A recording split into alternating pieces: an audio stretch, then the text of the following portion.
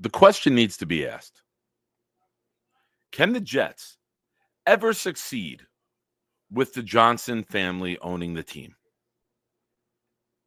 I don't know. Doesn't look like it. There's so many questions. Every time I come on a show, I tell you that we have more questions than we do answers.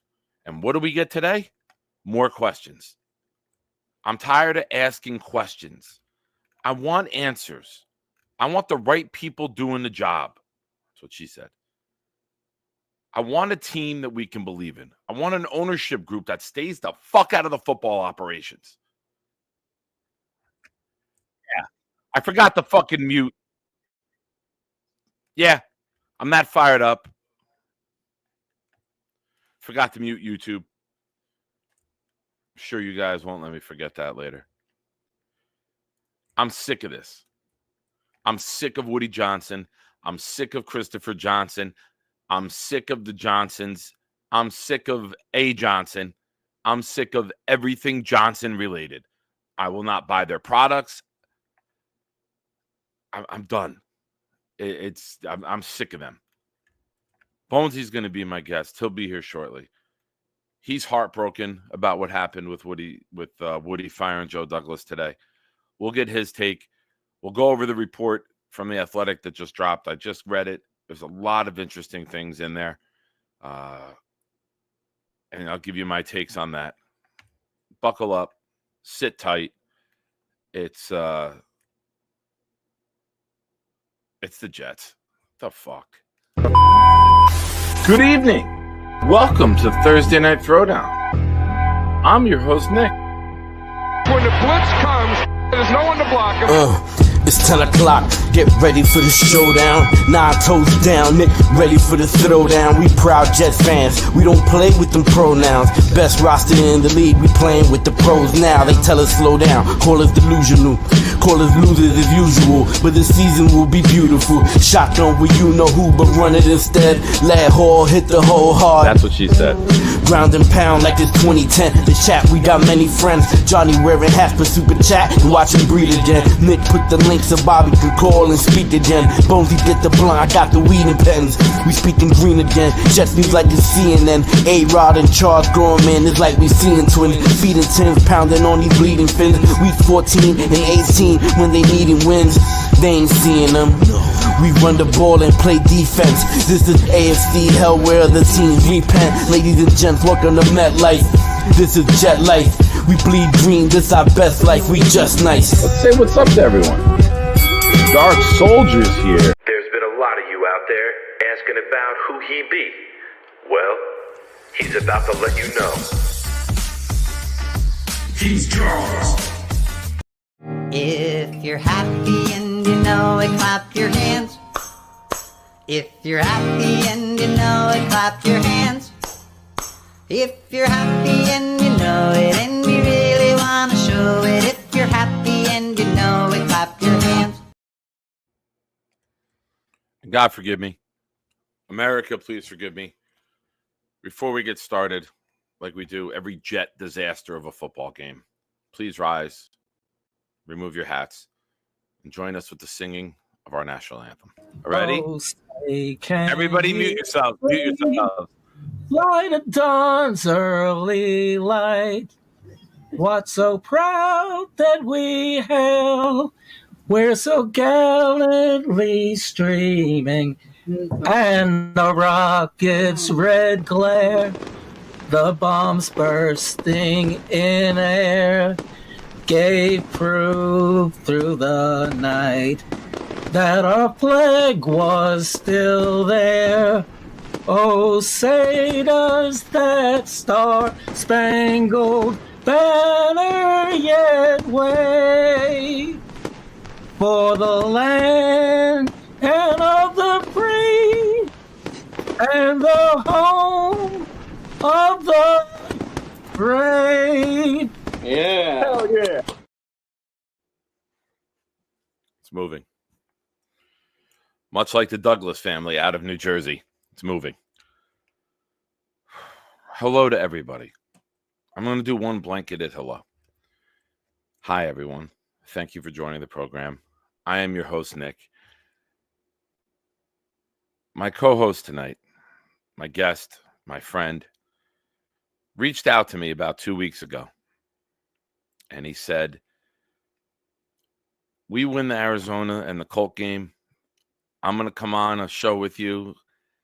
I'll co-host then. I'm going to break down everything Joe Douglas has done and why he needs to be extended.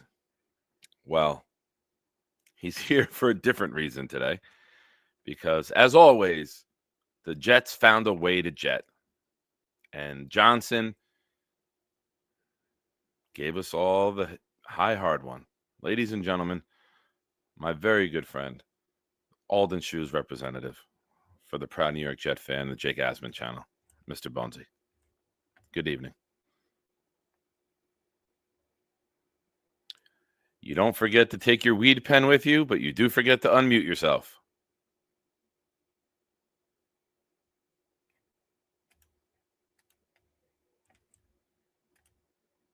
Yep. Nothing.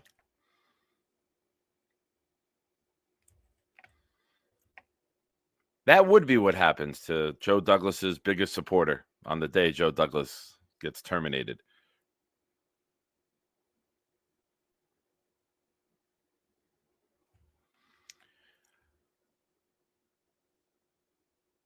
I'm going to get Bonesy's take, and then we're going to get into there's a lot of information that just came out in the Athletic article.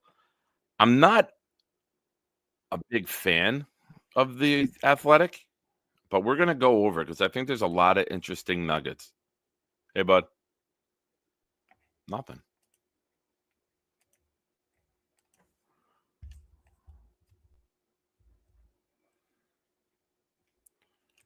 I got nothing for you.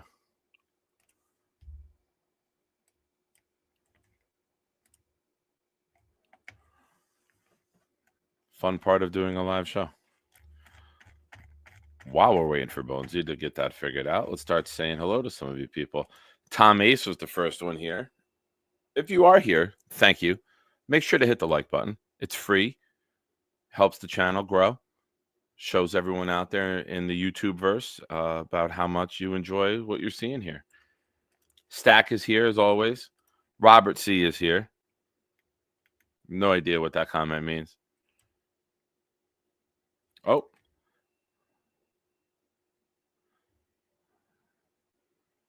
All right. Thank you, Robert, for explaining.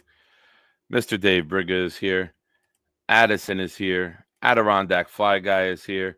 Hawks in the house, flying around, waiting to swoop down and attack. The greatest note taker in all the land, Boomtown, is present. 3 siblings, Jay is here, our guy.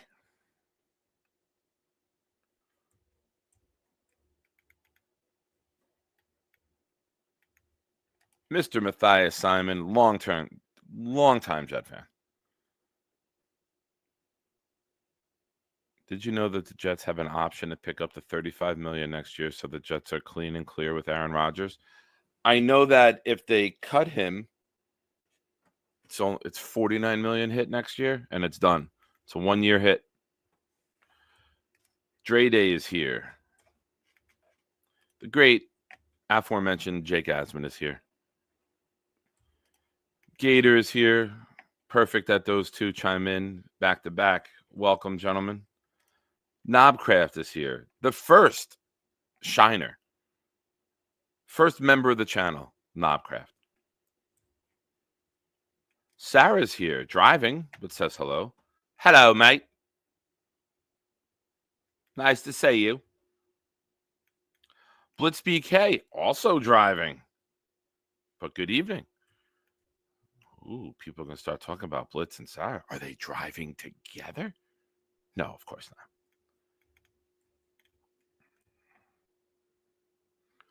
A lot of alerts going off on Twitter right now with all of this stuff going on. The lovely Leanie is in the house. Good evening, Leanie. Welcome. John B is here.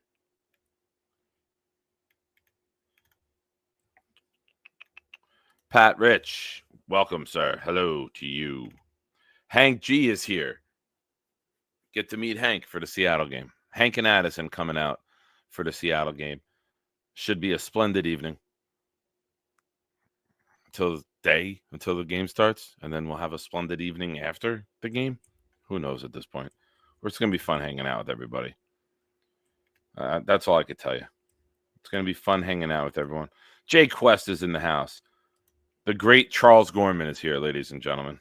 Welcome back, Charles. We've missed you. Many questions have been asked about your whereabouts, and you're okay.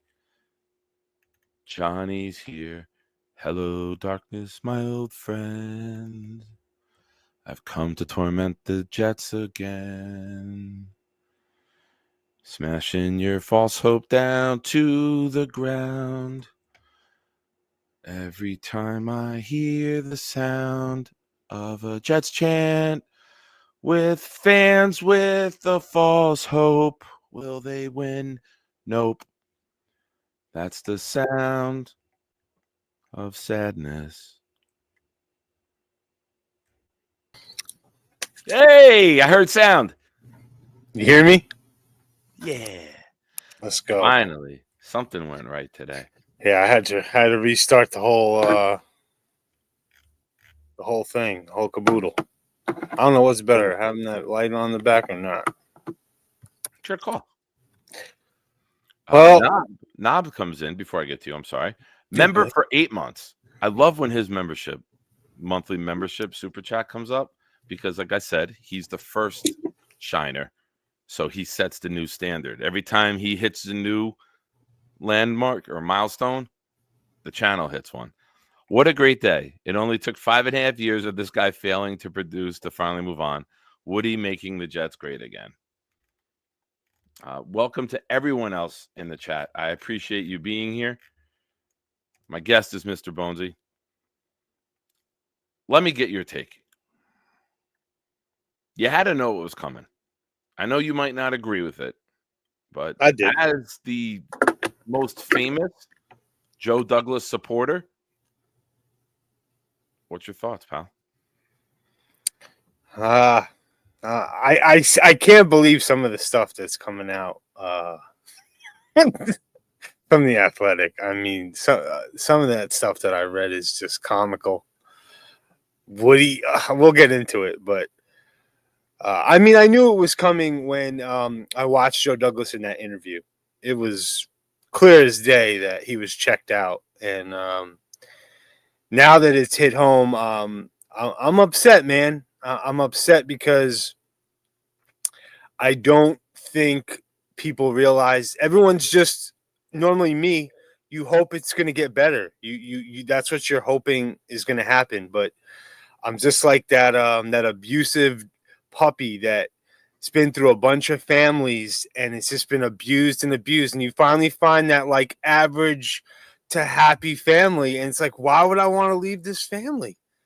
They're pretty good to me. I've been burned so many times. I just can't do it. I still I don't know. It feels nothing feels real. Everything from the top to how we had Super Bowl aspirations 3 months ago, and it was supposed to be the best year of my life. And as the normal Jet, look at where we are. This is incredible. It's disgusting. It's right. I mean, it's very hard in this league to keep your job as general manager if you miss on the head coach and multiple quarterbacks. And even though Woody was very influential in the Aaron Rodgers and was probably the driving force behind that, you missed on multiple quarterbacks. You got rid of Sam, 2 draft Zach, and it was an epic failure. Zach was horrific. You weren't someone who wanted to keep Darnold, right? Me? Yeah. Or did you want to keep Darnold? No, I was keep Darnold. I was keep Darnold and build around them because I always said, look at the roster and the lack of talent we had in 18, 19, and 20. There was no reason to move on from Sam. I always said that if you can get NFL starting caliber talent around him, he could get better. But I also wanted to build all that talent up because I'm one that thinks if you draft a quarterback, you don't draft a quarterback first. you build a line. You look at Peyton Manning when Peyton Manning got drafted by the Colts. He had Marshall Faulk in the backfield. Yeah. He had Harrison. He had Ken Dilger and Marcus Pollard, 2 reliable tight ends. They had a decent line. And then in year 2, they go 13-3. They go from 3-13 to 13-3 once Peyton Manning figured out the league. But Peyton Manning didn't go as the first piece. He came in as one of the last pieces to that offense. There's very few players throughout NFL history you can put into a really bad offense and they'll make everyone better. You need to have a line, especially nowadays with the athleticism of the defensive players. I think our line is in a good position. I'll be honest with you. Everything I see is Rodgers being afraid, whether he's afraid to get hit or he doesn't have the ability to read the field or he doesn't have the capability of throwing it downfield. There's a lot of this failure this year goes on Aaron Rodgers. But tonight we're going to focus more on Woody. We still have a couple games left. We'll have plenty of losses and plenty of time to sling shit Aaron Rodgers' way. Tonight, my rebuttal, though, for the Aaron Rodgers stuff is we did he wasn't supposed to come here to carry us. We got Aaron Rodgers. He was supposed to get a top 5 defense, a top 5 special teams, or maybe top 10. And he's supposed to get a stout running game where we brought in these guys that could run the ball through the first 5 weeks. We were just getting stonewalled. We were coming out I was coming on your channel saying, why are we running it? Let's just run shotgun, quick to the line because we couldn't run it. Hackett was so bad. He kept running and it just wasn't working. But I don't know. Yeah. I think we're listen, I'm hoping that Rodgers could throw 2 touchdowns a game to finish the year and break our record. I want Rodgers so we could be normal Jet fans, complain about Rodgers, but at least he'll hold the single season touchdown record in our franchise. And we can be like, man, that was an epic failure, but he holds the record. I hope he's 1 short because he doesn't deserve to be in our record books. So some of the things, and thank you, Johnny. Shout out to Johnny Boy. I did have the whole article, but U Stadium did a summary of the article and bullet pointed it. Johnny, thank you for pushing that to me. I appreciate you. First point. Woody Johnson unilaterally fired Robert Saleh on October 8th without consulting anyone. Okay. All right. We knew that, right?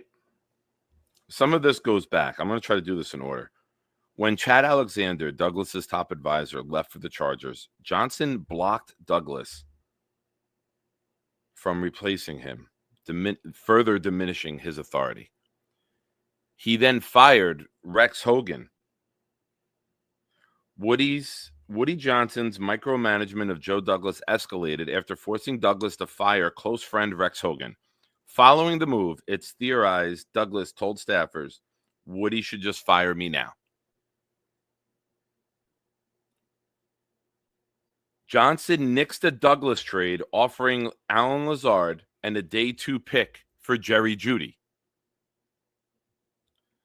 Johnson blocked Bryce Huff's extension, which Joe Douglas was ready to offer him.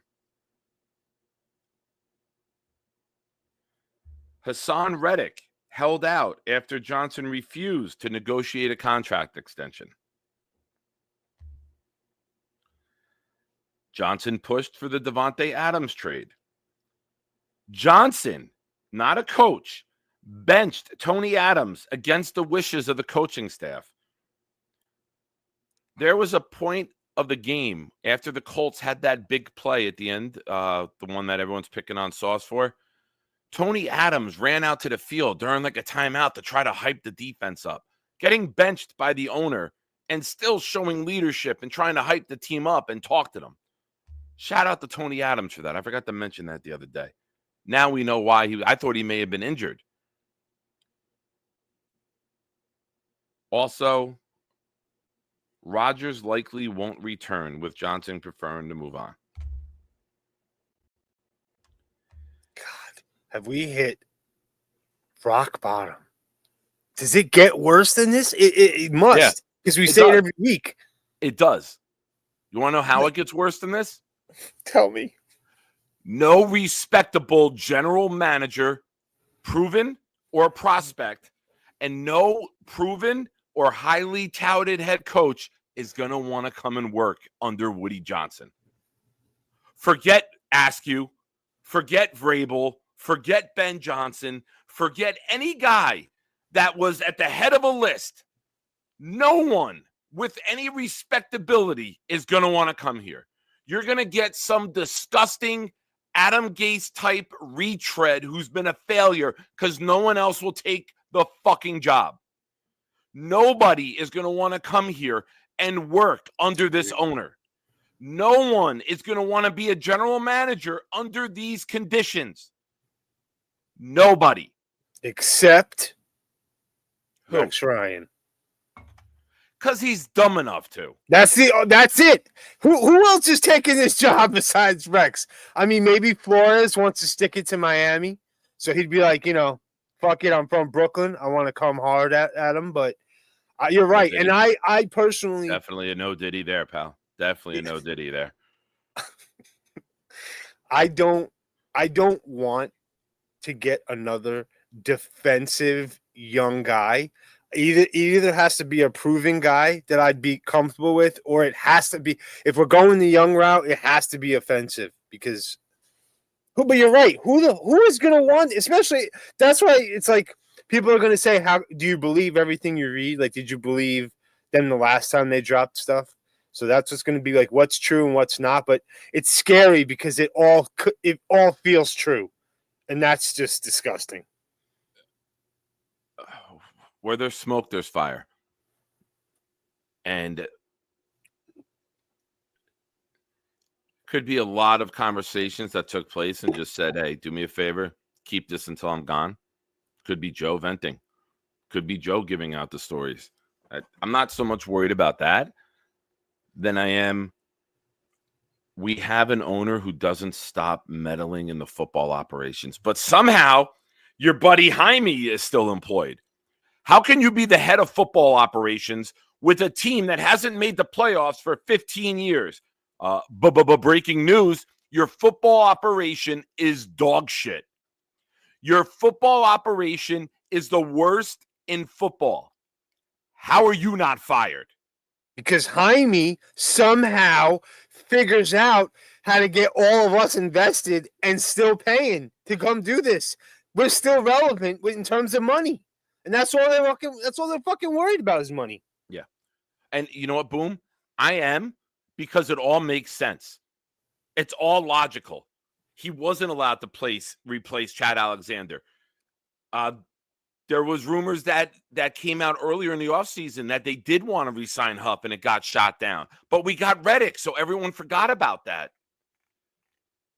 Every move that's been made adds up.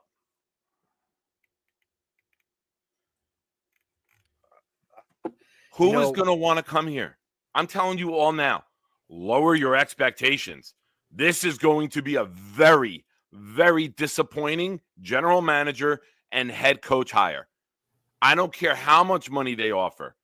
You are killing your career if you go and work for Woody Johnson in football operations as a VP, as a GM, as a head coach. You will not succeed under this ownership.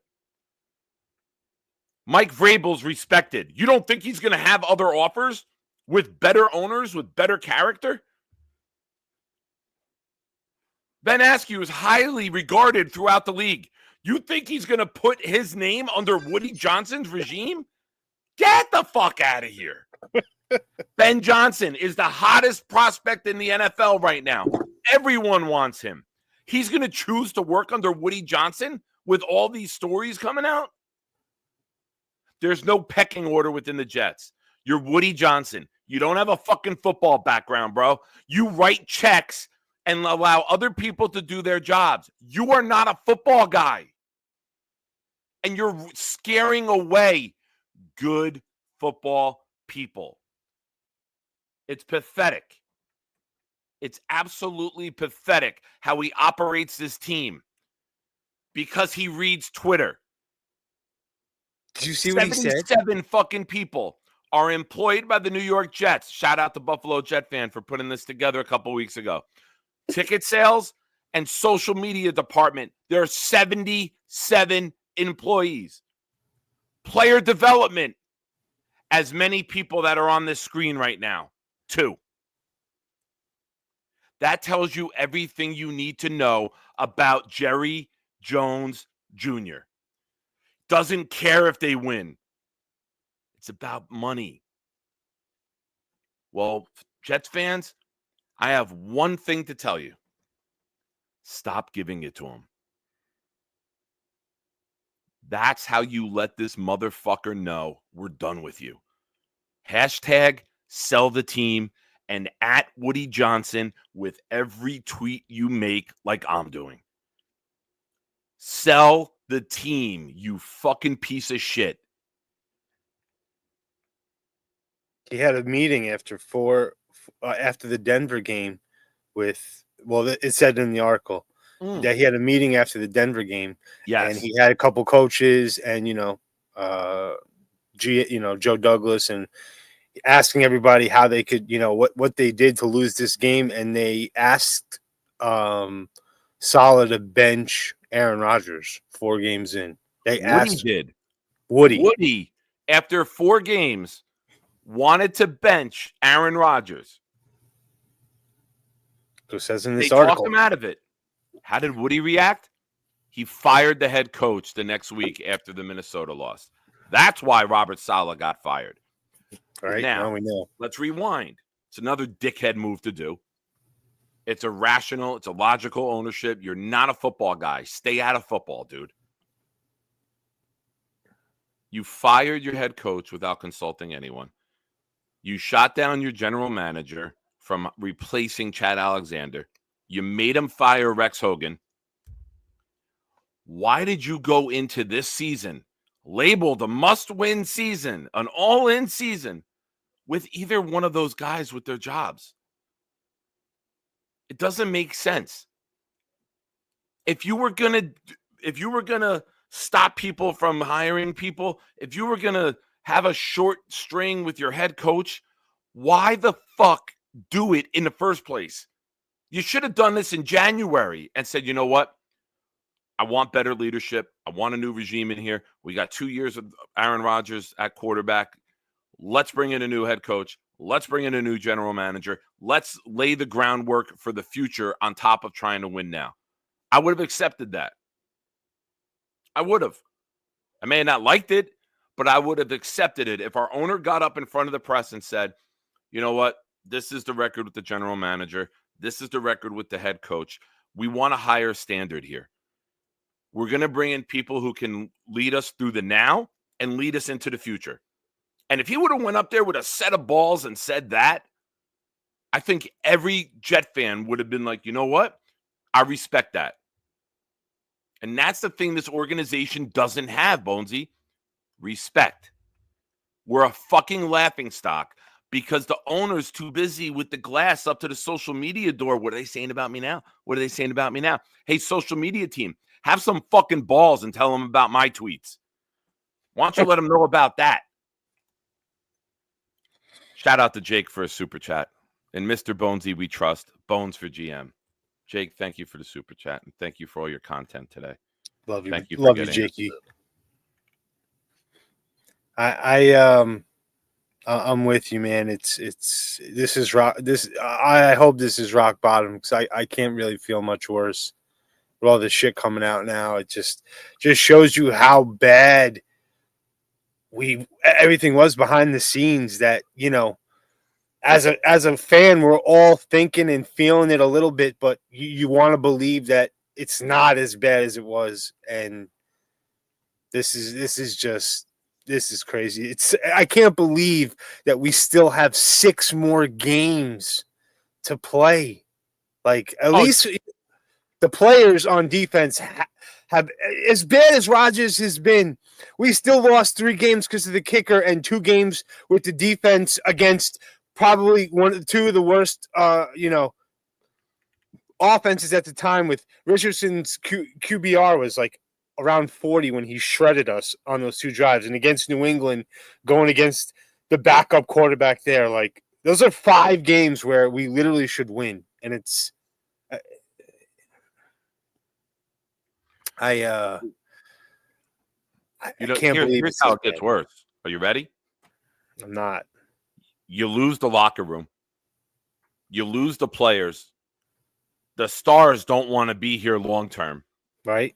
And then when you start requesting permission to interview GMs and head coaches, nah, I'm good. Pass. Thank you. I'll take the interview in XYZ, but I'm not going to NYC.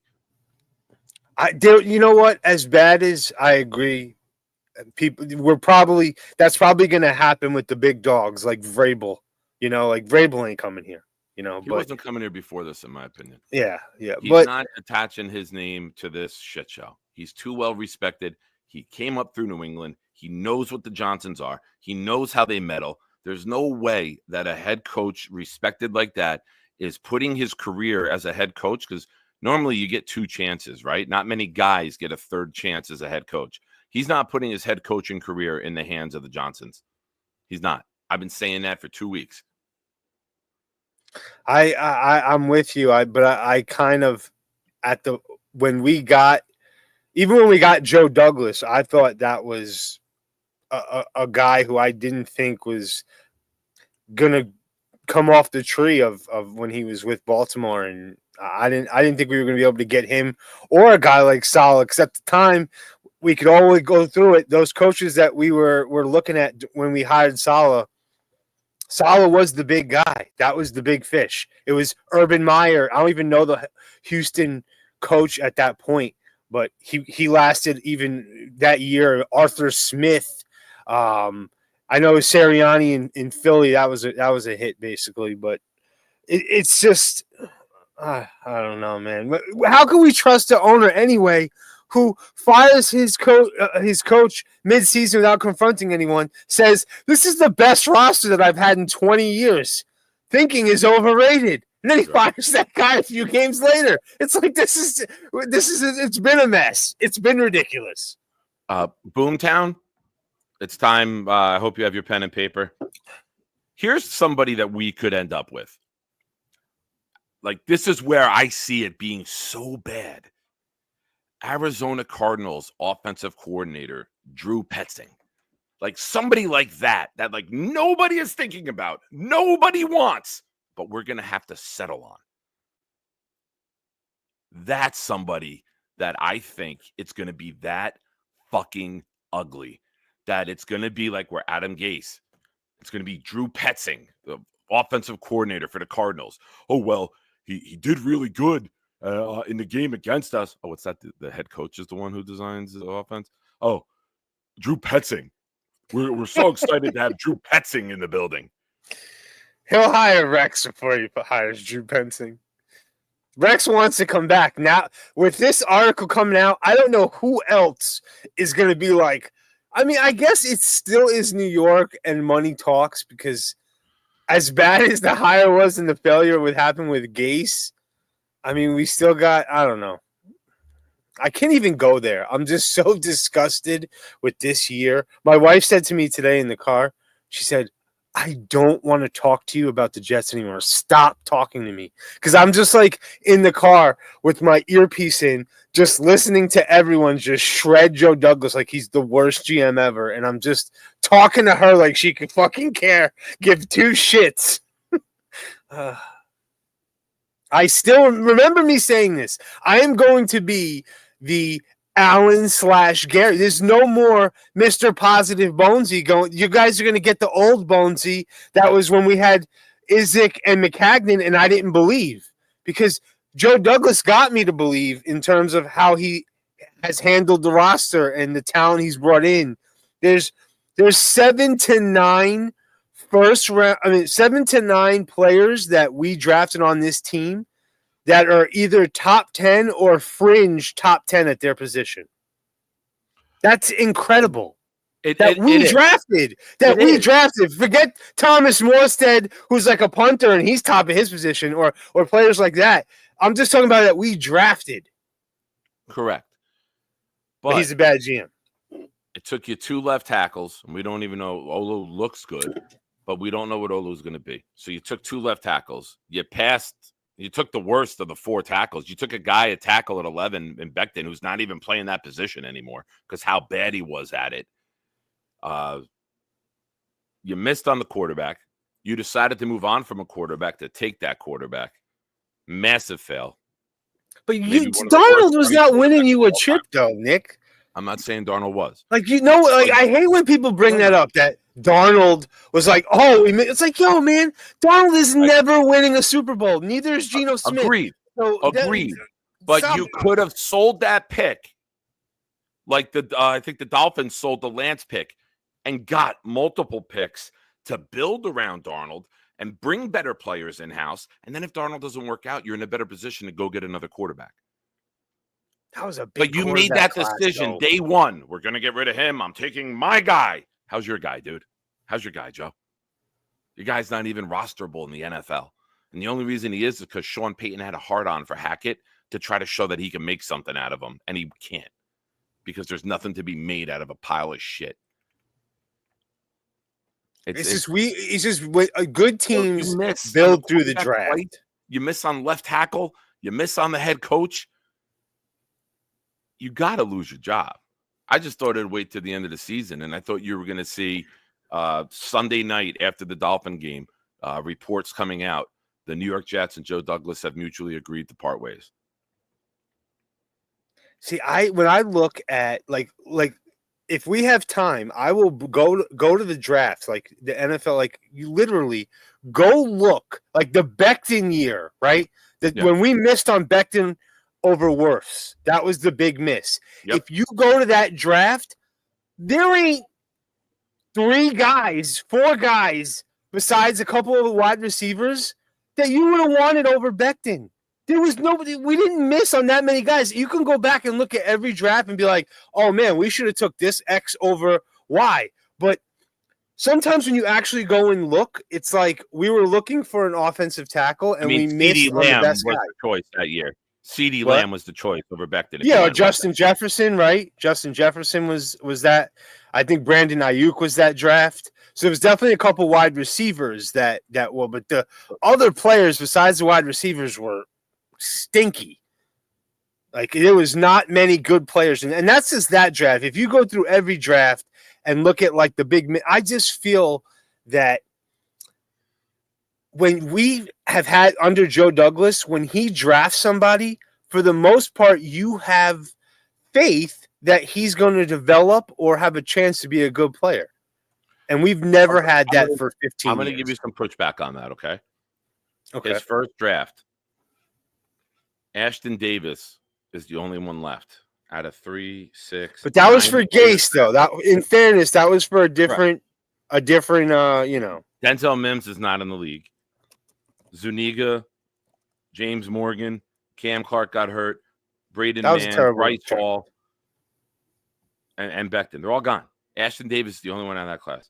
The next one, Zach Wilson, major disaster. Vera Tucker hasn't been healthy. Great talent, but hasn't been healthy. Elijah Moore, gone. Michael Carter, gone. Sherwood, Michael Carter II, Brandon Eccles are still here. But Jonathan Marshall is a D lineman, gone. Hamza Nasruddin, gone. Jason Pinnock looked promising, gone. He's a starting. But listen, the only you just went through that, right?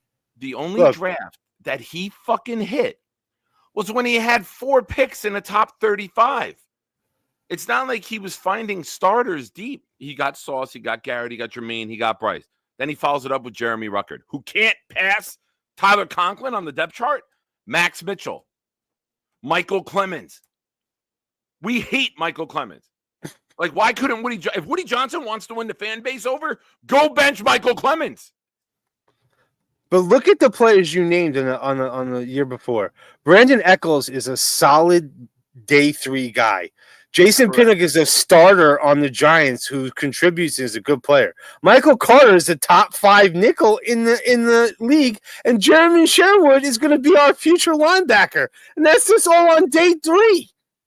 Yes, Elijah Moore was a miss. He turned that into on Sherwood because you don't know what defensive coordinator we're going to have. You don't know what type of scheme they're going to want to run. True, you don't know if Sherwood's going to fit that. So we True. can't assume anybody is going to get extended and be here. They might have to get rid of players that we have because they don't fit a different scheme. We've done this turnover time and time again. We went from the 4-3 to the 3-4, back to a 4-3, back to a 3-4. We spend 2-3 years changing a system over to get the players that fit, and by the time we do, we change the fucking system again. I just always go back to look at our old drafts and how pitiful they were. Like, I'm just going to go back from a 10-year point. Look at how D. Milner, Sheldon Richardson, Geno Smith, Brian Winters, Adeo Boshi, William Campbell, Tommy Bohannon. The next year, Calvin Pryor in the first, Jason Morrow in the second, Dexter McDougal in the third, Jalen Saunders and Shakir Evans in the fourth, Dakota Dozier. These guys don't even make – Quincy Enunwa is the best guy in that whole draft. He's the only player that even, like, contributed to a team. You go to the next year, Darren Lee, Christian Hackenberg. The team under Rex. Rex, but these picks are Calvin Pryor. Loved Calvin Pryor over Clinton Ha Dix. Loved them. The Rex's words. Loved Quentin Copels. Yeah. Ugh. Loved Deron Lee. They're terrible. Rex loved these players. Or Deron Lee was Bulls. But Rex loved those guys. They're all out of the league instantly. It's crazy. Look at the next year. Leonard Williams, that somehow Joe Douglas turned into a third and a fifth. Devin Smith, Lorenzo Malden, Bryce Petty, Jarvis Harry, and Deion Simon. We haven't even heard of these guys. The next year, Darren Lee in the first round. What did he play, like a year for Chiefs, and he's out of the league? Christian Hackenberg, who we somehow tricked Gruden into giving us a 7th-round pick for. That's why I'll never want Gruden as a GM. Jordan Jenkins, Justin Burst, Brandon Shell. These guys don't even make our team, let alone the next year. Jamal Adams, Marcus May, Darius Stewart, Chad Henson, Jordan Lake.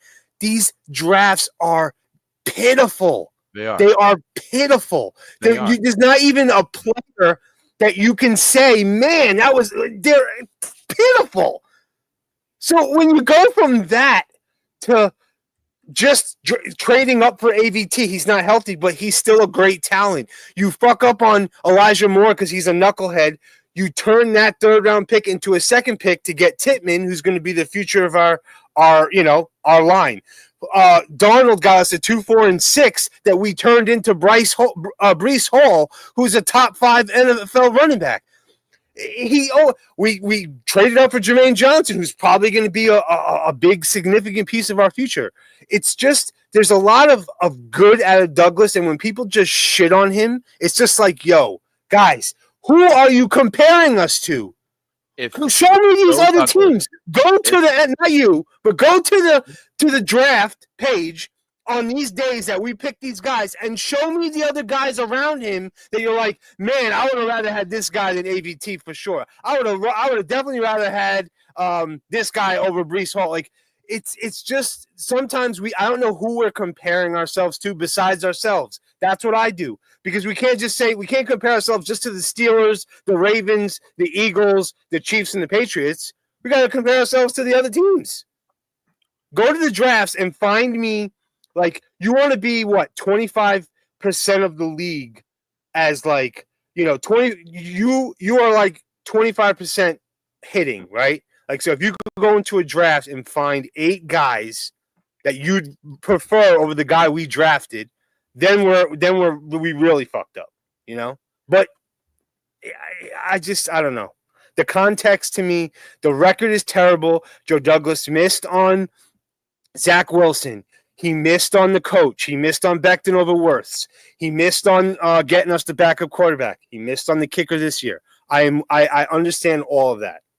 But I also understand all the good and positive. He tricked Rodgers into coming here. I know everybody's still down on Rodgers, but we promised Rodgers a solid run game, a top 10 defense, and a top 10 special teams, and we're bottom 3 in the league in both of those.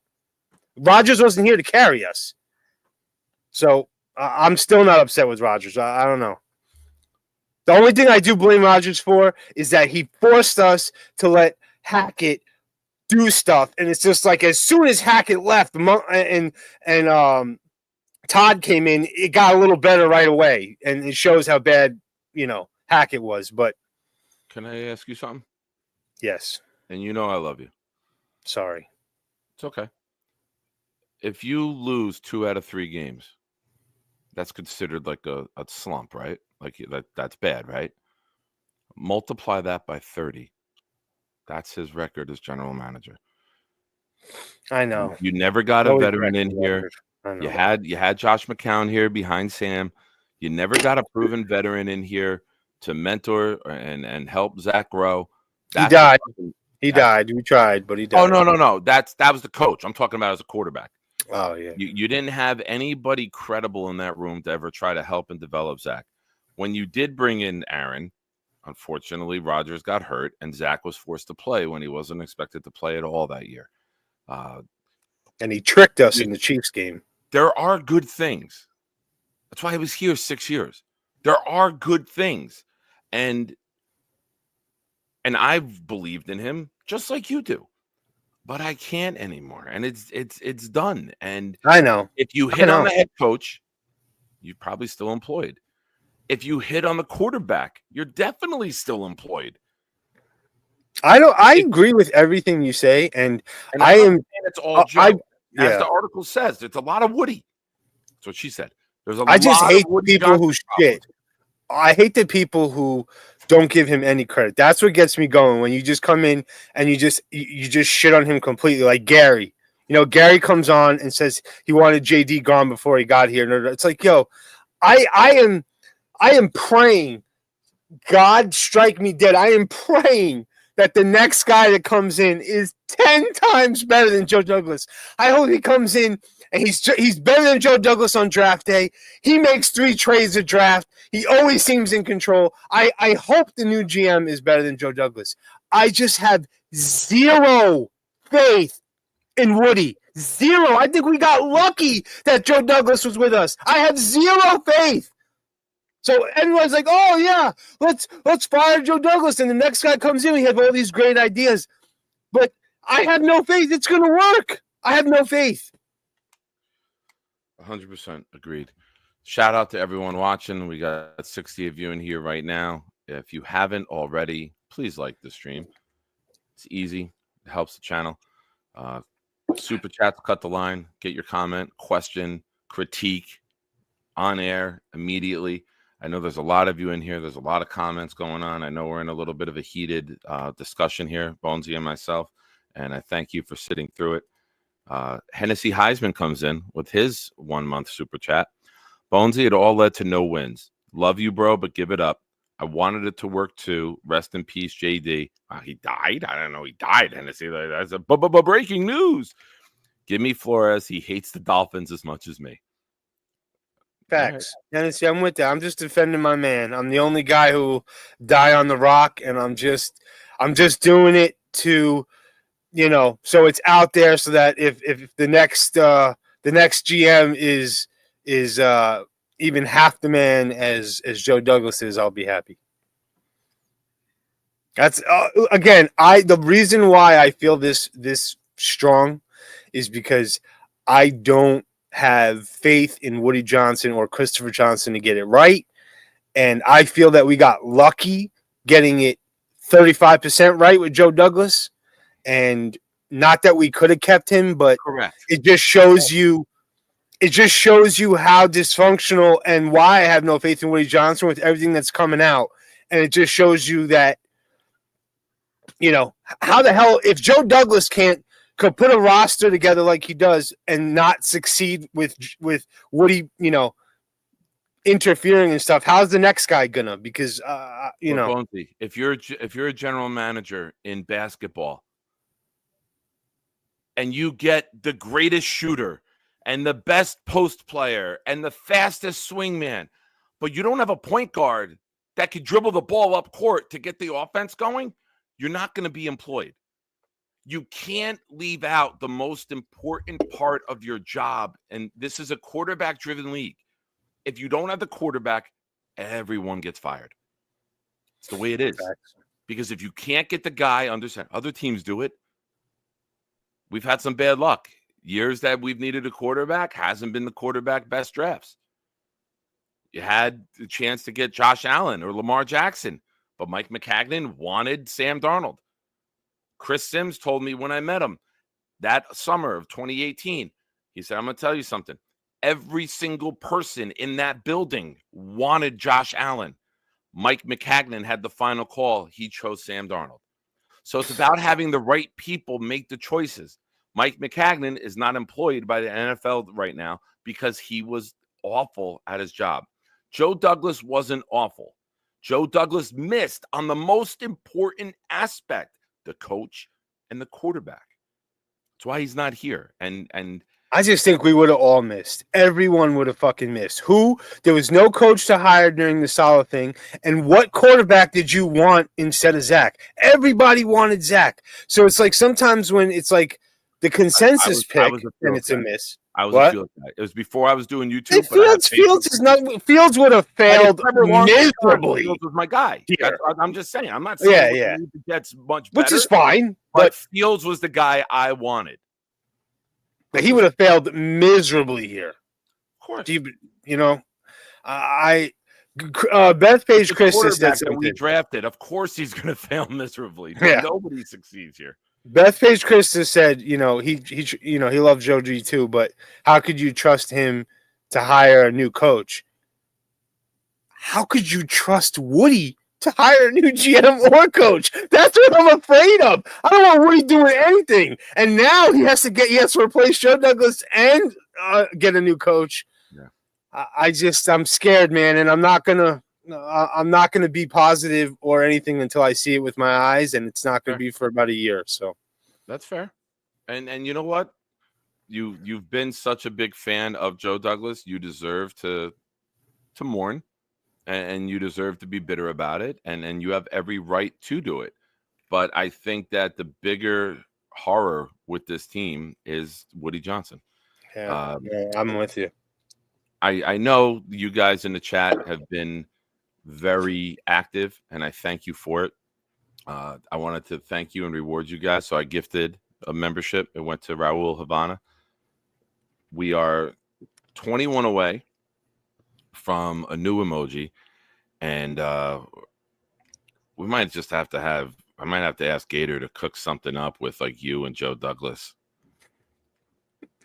How about this? If we can get 21 memberships, Bonesy pushing Joe Douglas off a cliff. Come on, people. Who wouldn't want to see that? But right before he falls, Bonesy jumps and grabs his third leg and pulls him right back out of the ditch. Gator comes in with his 5-month membership to the channel. Thank you, Gator. Can we get Robert C. to sing Farewell and Adieu to You, Fair Spanish Ladies from Jaws? I don't know. I'm disgusted, man. I'm so sick to my stomach. You know what? You know what's the worst about everything is how confident I was just in my normal everyday of people seeing me on my way to work. The guy at the gas station, the people at the food store.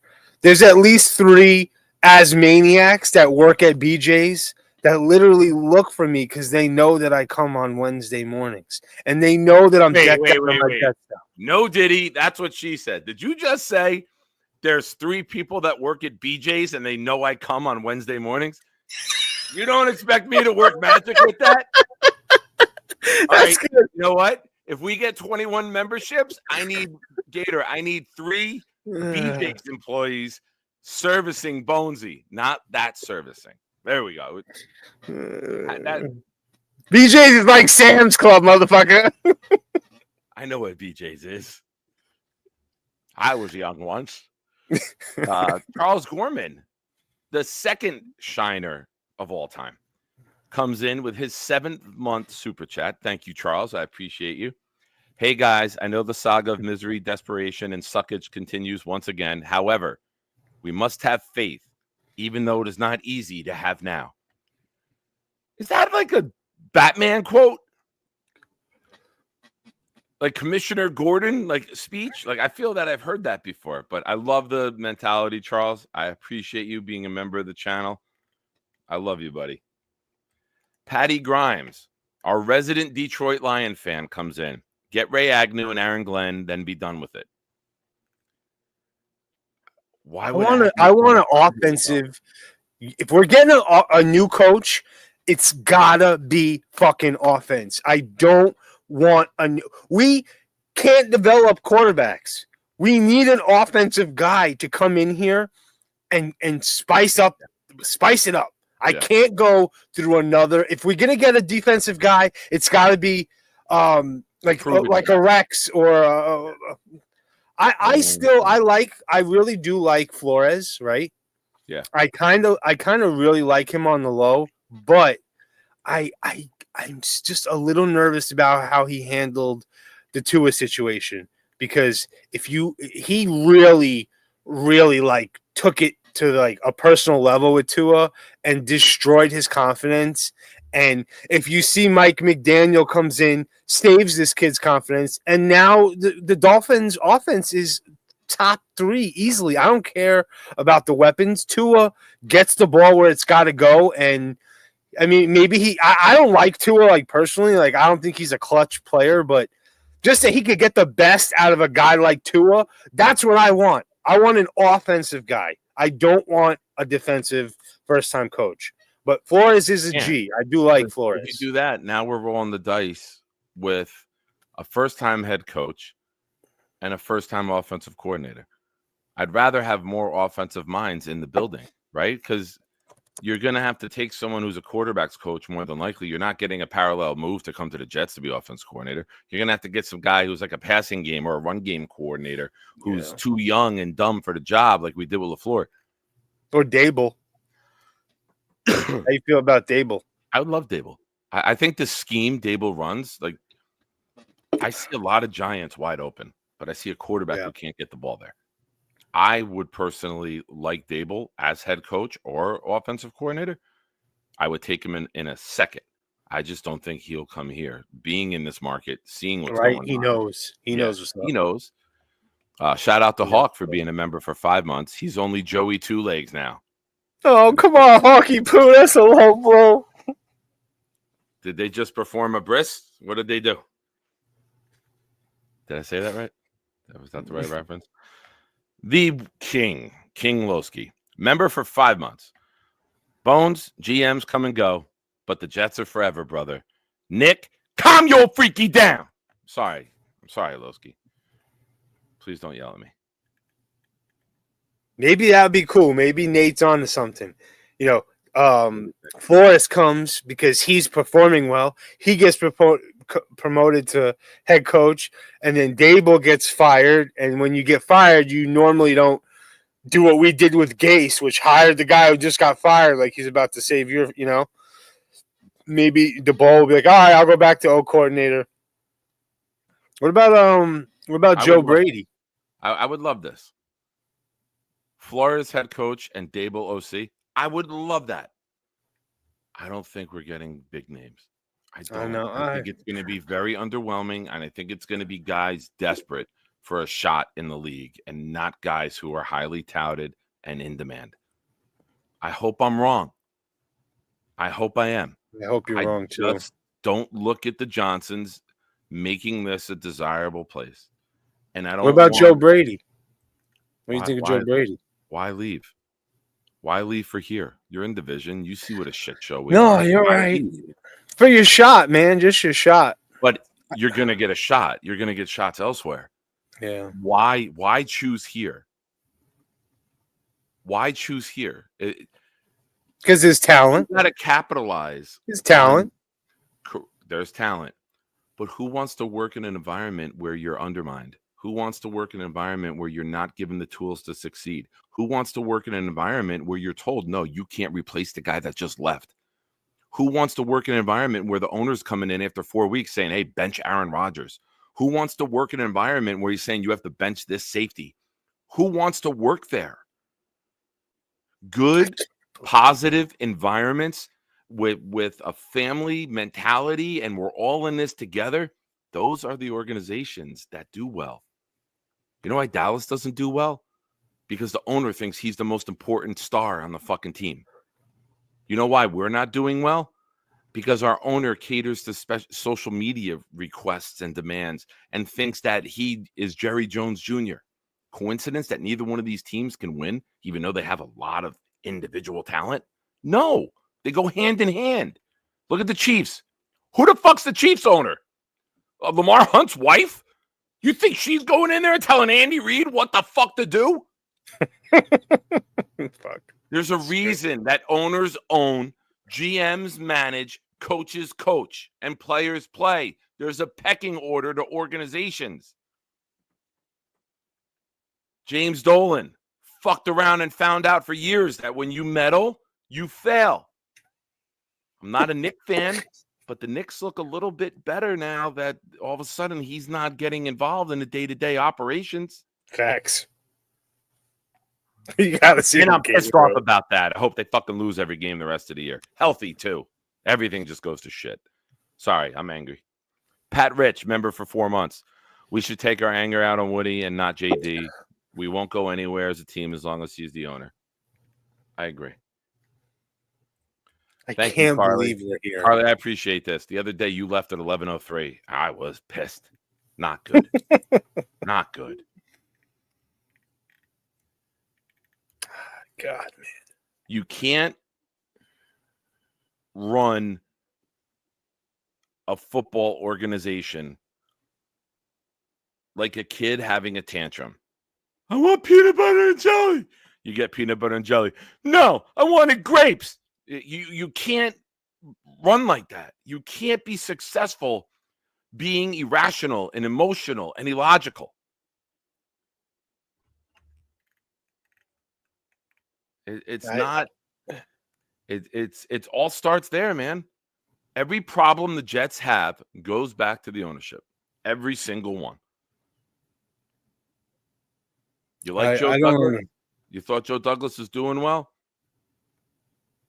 The Johnsons didn't let him succeed. They didn't give him an environment to succeed. They wouldn't let him replace Chad Alexander, and they made him fire Rex Hogan. Joe Douglas, quote me right now. Boom, quote this one. Joe Douglas will win a Super Bowl as a general manager in the next decade. He will. He'll go to a team that may have a quarterback in place already, and he will build the rest of the roster, and they will win. I 1,000% agree with you there. If it's not in a GM position, it's in a Rex Hogan position, where you're doing basically, because the one thing that I always do go back on that Joe Douglas bothered me with was his free agency. He didn't like to take big swings. He was definitely more like guided, and he always would just front load the guarantee, so he has flexibility to get out, which I like. But always injury prone guys. Corey Davis injury prone. Lawson injury prone. He's always going after guys that have a chance, like a first round bust. He always likes to do that too. Like, Yeah, but if he goes somewhere where they have the quarterback. Oh yeah, no, he's gonna be. He knows how to evaluate talent, man. No one's gonna hire him if they need a quarterback. If you have a quarterback in place, he can go there and be successful. That's my opinion. He did some good things. He wasn't a complete failure, but he failed at the quarterback position. If that box is checked, sure. Yeah, Alan, we know the record. Do you know why? I'll say it slow. He couldn't get a fucking guy to play quarterback. So if he goes to a team that has a quarterback already in place, he might be able to succeed. Sorry for yelling. I'll show myself out. It's true though. I still think, like, especially when you as a franchise, we weren't coming into these seasons with Joe Douglas saying, "Oh, we just want to like show improvement and be relevant and da da da." We're going in saying we want to win the Super Bowl, which is ridiculous standards for a team that hasn't been to the playoffs in this many years. But that's the talent that was presented to us on the roster. And it's not only like Jets Kool-Aid saying that the roster is unbelievable. It's everybody. Our roster was supposedly, stacked in talent. So we've never been able to build through the draft in 15 years, and that's why I always was so attracted to Joe Douglas, because he knows how to do that, and he knows how to make trades. He got us out of so many jams back. Like, I remember trades like we drafted Chris Herndon in the 4th round, and he had a good rookie year, and then he stunk and was invisible for 3 years, and then all of a sudden he gets the same pick back that we drafted him in. It was just like, how are you convincing the Vikings to give you a 4th round pick? Like, it was, or like Blake Cashman, which didn't work out for us, but Blake Cashman was unhealthy his whole career with us. And every single time he got on the field, he got hurt. Didn't even play like more than like a half a quarter or a game for us. We get a 6th round pick for him. Like, we were always wheeling and dealing. I'll go down saying it. Watching the behind the scenes of Joe Douglas in the war room used to give me tingles, man. Watching him make trades and trade up for players and to draft it. And when he would make a trade up, for the most part, he would hit. So it was like when he traded up for Jermaine, and then he traded up for Brees, and he traded up for Tittman, and he trades up for all these guys. It's just like it'll always keep. That's why I'll be so faithful, because I have to see it again to believe that it was just a mirage and that all these NFL teams are drafting this well. I think everyone agrees we have talent.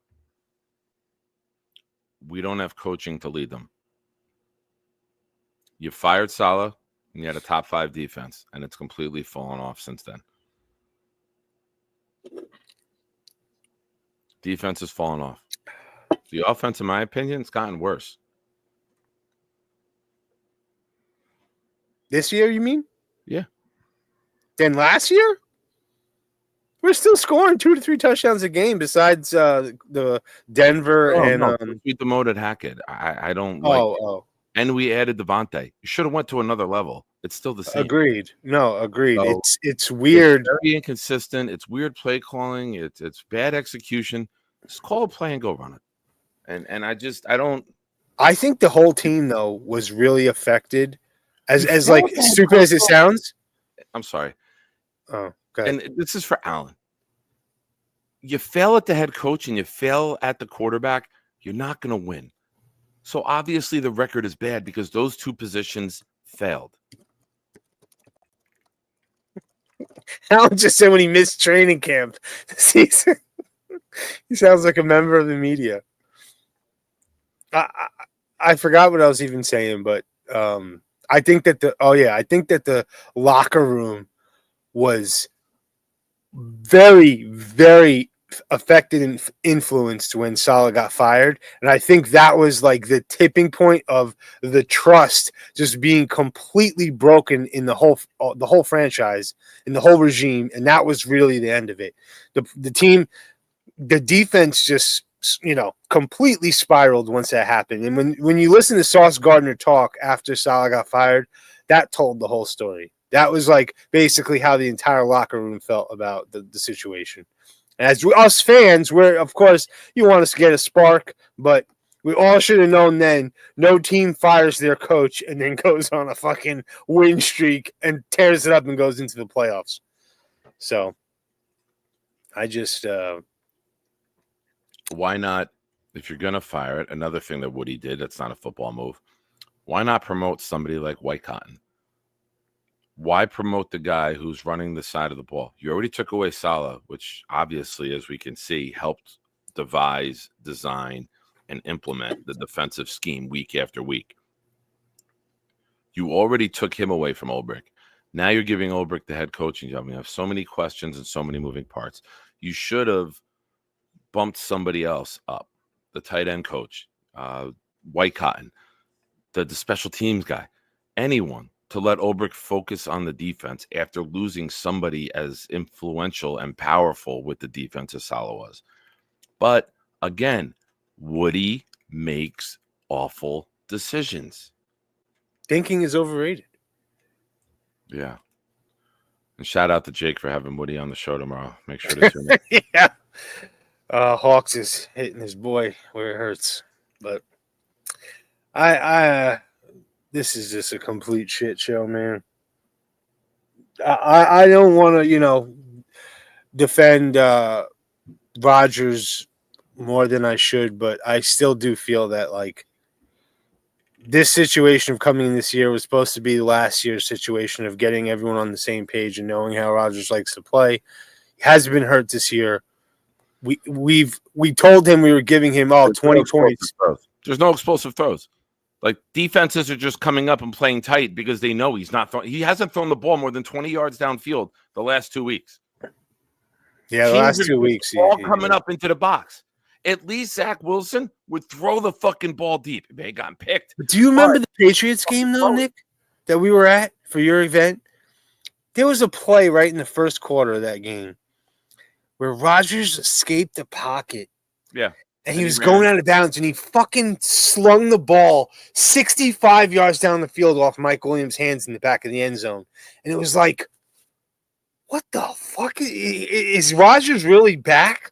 Like, do you guys remember that feeling? And now we're here. It's like that he still has that in him, and then he got hurt, and he hasn't been the same since. But I have a tough time giving up on him. And not even from a Jets level, from a personal level. I have a tough time keep breaking down. Now, and this is the last comment I'm replying to. I have a tough time breaking down the English language for Allen. I will repeat. If he gets a job with a team that already has a quarterback in place, he can win. The first word of that sentence is if. Jesus fucking Christ, dude. I'm done. I'm done with him. Here's one word in a sentence, and we'll harp on it in the chat until he gets on air. Guess what? You're not fucking coming on air. Even if I post a link, you're not coming on air. So let it go. Go walk the dog. Do something. Rub your wife's feet. Go have fun with your evening. Check back in tomorrow. I love feet. I didn't doubt that. I didn't doubt that.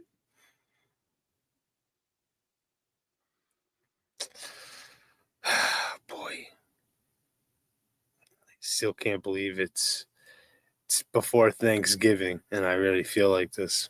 And I did a mock draft already. God, don't, oh God, please, Jesus, Lord, have mercy on my soul. Posted on Twitter. I had us trading back from 7 to 21 after Ward and Sanders are gone, and had us taking Jalen Milroe at 21, the tight end from Penn State, D tackle from I forget where else. Let me see. Hold on. We'll go through Nick's first mock draft. This hurts. This is just I can't. This is my mock draft today. 21, Jalen Milroe, quarterback, Alabama. 38, Tyler Warren, tight end, Penn State. 54, Derek Harmon, D tackle from Oregon. 6'5", 328, big dude to put next to Quinnen. 85, Andrew Mukabu, safety from Texas. 96, Danny Stutzman, linebacker from Oklahoma. 107, Ernest Green III, offensive tackle from Georgia. 145, Jimmy Horn Jr., wide receiver from Colorado. 163, Dorian Strong, Virginia Tech. First proud NYJ fan mock draft is done. Listening to you just do a mock draft in the middle of November, it's almost bringing tears to my eyes.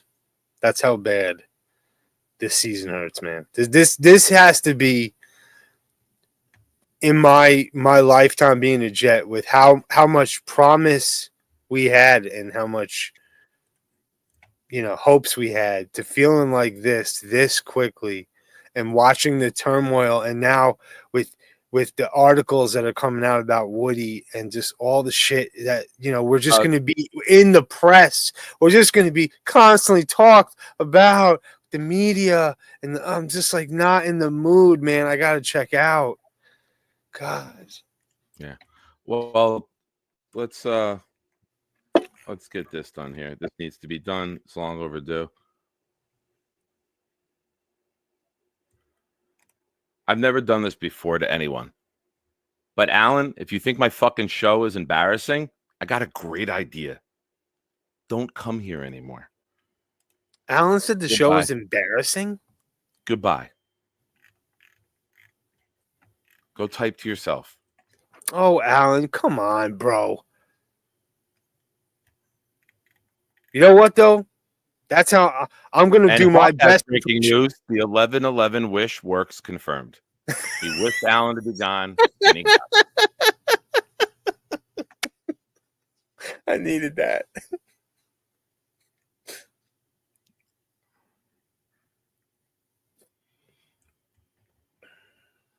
All I did was bitch about Woody Johnson for an hour.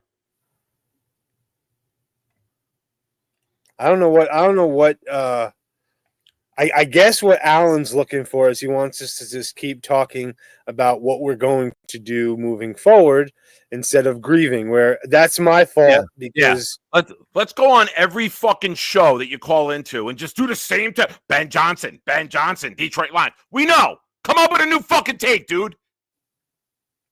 Facts. We're not getting Ben Johnson.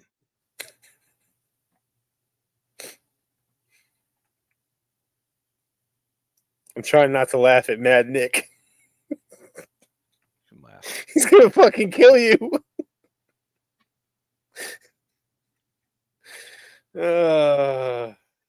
We know. You want Ben Johnson. We know. You say it on every fucking show you call into. We know.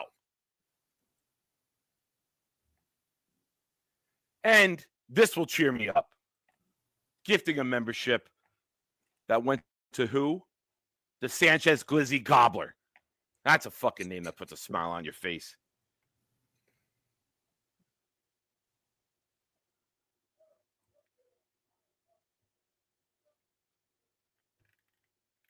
How you doing, Bonesy? I'm hanging in. I'm hanging in there, buddy. Just can't believe I don't want to. I don't want to talk about what we're going to do. We still have 6 games to fucking watch of this team. I still gotta invest 3 hours of watching the Jets every play because God forbid I don't watch something, you know? God forbid I'm like, nah, fucking I can't, I'm not born that way. If you're someone I don't want to hate, but if you're someone if you don't have like an obligation like this past Sunday, I actually missed. I was watching from my phone and listening, but I missed the whole first quarter and a half, which was real ugly, but I was at my son's basketball game. So those are the type of obligations that it's like, all right, I got you. But if you're like at home watching something else and you say you're a Jets fan, the Jets are on, it's like, all right, dog, come on. Well, you ain't on this level, motherfucker. So. All right. I'm a little confused. Looks like there's a glitch on YouTube. Rick Kent came in pretty much the second Alan got removed and said, you know what? Thank you. And he gifted 5 membership to the channel. Thank you, sir. I appreciate you, Rick. You're the man.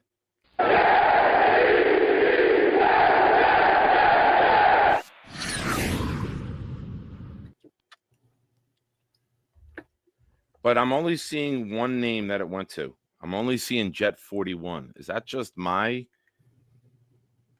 YouTube? I didn't see any of them hit. Hold on. I only saw one. Oh, I know what I could do. All right, give me a second. I can go into YouTube Studio and it shows me. Rick, you're the man. Thank you. If I'm wrong and that's not why you did it, please clarify with me because I don't want any fake news out there. Rick Kent. Okay, give me a moment, guys, and we'll get to it. Knobcraft comes in. Calm down, Nick. You're gonna pop that hemorrhoid if you're not careful. Well, news for you, Knob. Don't get hemorrhoids anymore since I quit drinking. Used to be a disaster back there, but now it's all the joys of not drinking. No more buying in preparation H. Gator said because everyone in here is a member. So it's not popping up. But no, but it should still give people who aren't in here live, right? Because Yeah, you see people getting, plenty. you know. There's plenty. Calm down, Gator.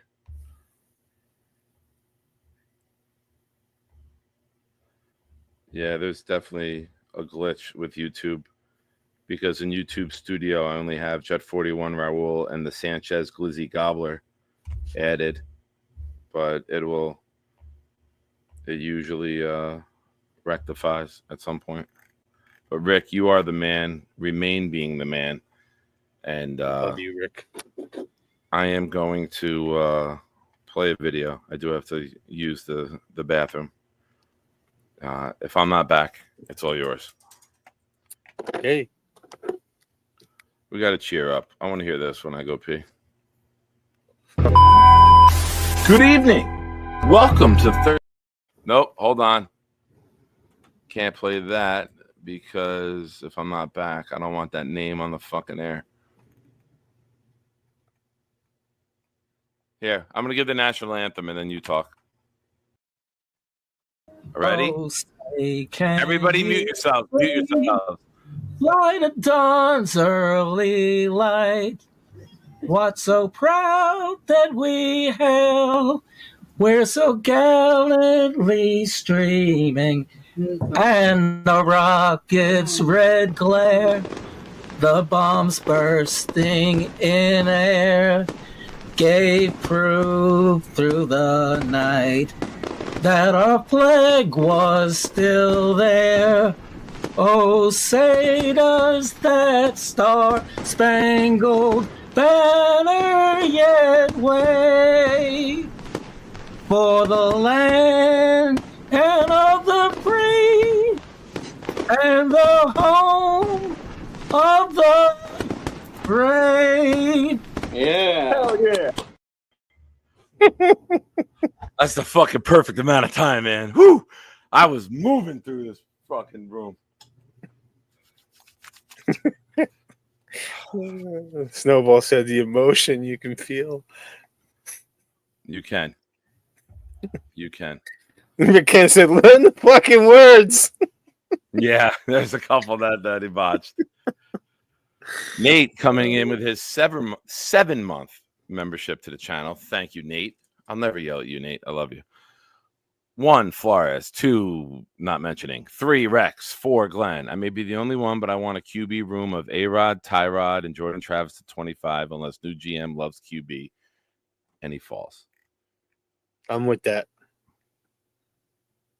But Nate, I do not see after what has happened, Rodgers wanting to come back unless Woody, like the coach that comes in, like is a friend of Rodgers or wants to. That's Paige Chris, man. I got the Purell right next to me, bro. I'll even do it again. Oh, yeah. Lower back action. Sorry. That's twice. I always do. I love my Purell. This shit is crazy, man. Yep. You know what? The problem starts at the top. And until But we're never but backs the fuck off and hires people and let them do their job. Jake says it every day. Woody is not going anywhere. I know. So as much as we want to keep talking about it, Woody is not going anywhere. He makes money. Got to give him a kung fu chop right to the chest.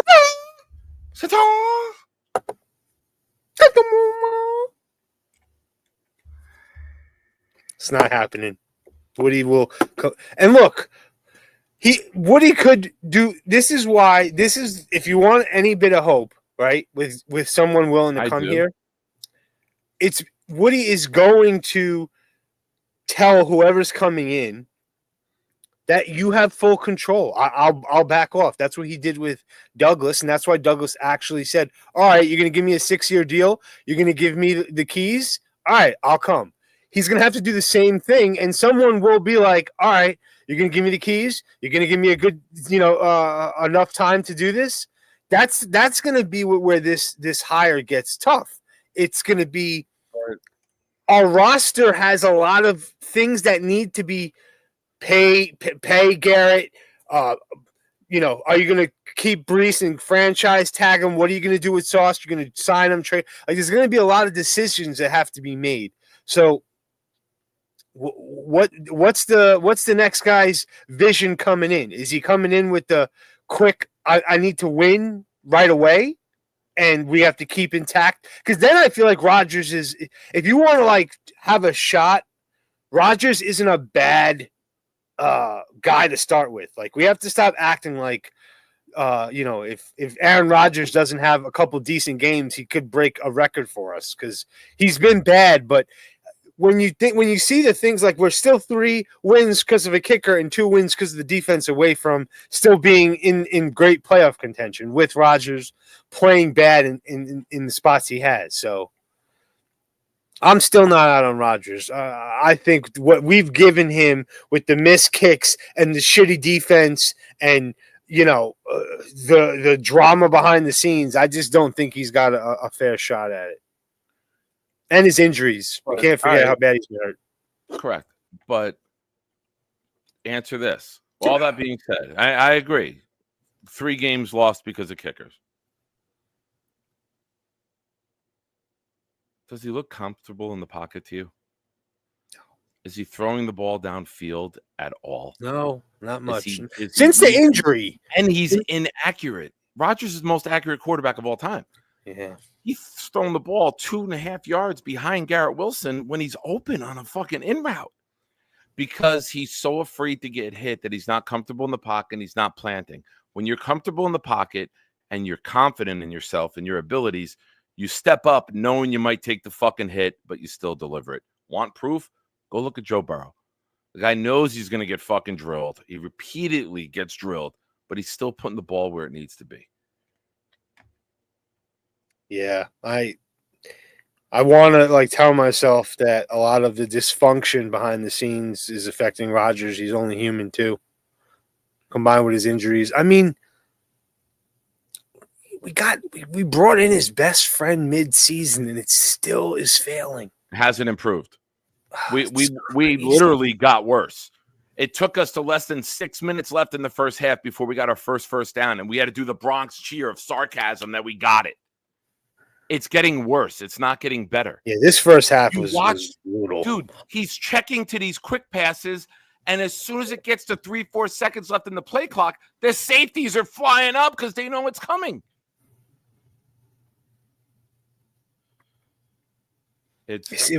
Tom Ace just said it. He looked so mobile in that home opener. That was a mirage, man. That was before Salah got fired. That was before the trust was broken and the team was broken. God. Yeah. And it all goes down. Goes down to Woody with not talking to anyone and making that type of decision.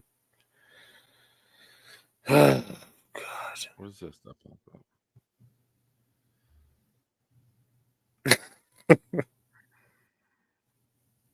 You see what's going on or no? Yeah. You see the bottom? No. Oh. Ladies and gentlemen, this guy texted me a little while ago, and he offered to come on and help cheer Bonesy up. And he's the first one to click in, and we haven't seen him in a while. So I am very, very excited to give to you the one, the only. If you're happy and you know it, clap your hands. If you're happy and you know it, clap your hands. If you're happy and you know it, and you really want to show it. If you're happy and you know it, clap your hands. Ladies and gentlemen, Charles Gorman's here with us. And a fresh haircut looking Charles Gorman. Charles looking crisp, baby. Let me see. Give me a little side look. How we looking? Oh, no, just turn your head to the side. Turn your head to the side like that. Nice. Yeah, that's a nice 1.5 fade. Good. Okay. Looking I good. See you, Charles. See you, Charles. Way to go. Okay. Look at that. He cheered us up already. Charles, great call. Thanks for calling in. See, that was fantastic. That's exactly what we needed. I'm teasing, buddy. Yeah, sorry, I Yeah, he haven't been on lightened in the a mood while. instantly. I have been feeling crappy in terms of like illness. I went through a stomach bug this past weekend. Oh, hold on a second. I'm sorry to hear that. I am. But ladies and gentlemen, a nuke just got dropped. AbLab Studios Wow. dropping a 50 spot and coming in saying, as long as Woody is owner, we will never win a Super Bowl, let alone make it to one or be a perennial winner like Pittsburgh, San Francisco, Baltimore. Ain't that the truth? I agree. AbLab, Ain't that the truth? you remain being the man. I thank you for the super chat. Like I you know what's great about the 49ers? Name their owner. I don't remember the owner. Oh, I Right? Like it doesn't roll off the top. It's not How like about it's Green Jerry Bay? The Jones. city of Green Bay owns it. Yeah. yeah. But I mean, the only time you hear of owners is when they're Pittsburgh involved. They're bad. Jerry Jones is involved. Robert Kraft, even though he didn't do football moves, was always putting himself out there when they were winning, right? So we saw him all the time. The Steelers. You shouldn't be involved when you're the owner. It's the wife of the old San Francisco, or not the wife, but I remember watching something on San Francisco, like behind the scenes, like, and Tom Mesa said it, DiBartello family, watching that guy just be so like family orientated. I thought that was years ago. Yeah, but I'm they sell? pretty sure it's like still in that. I believe it's still in that family. Clancy says Jed York.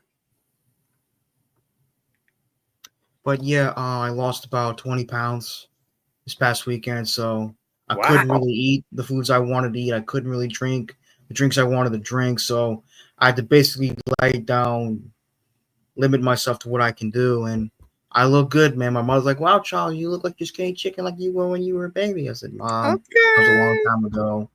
Now, Mom, these past couple of days, I've been eating some good food. I'm sorry I didn't answer Carly's second question. What did I have for dinner? I had a burger and cauliflower mixed with macaroni. Sounds delicious, Charles. Very nice.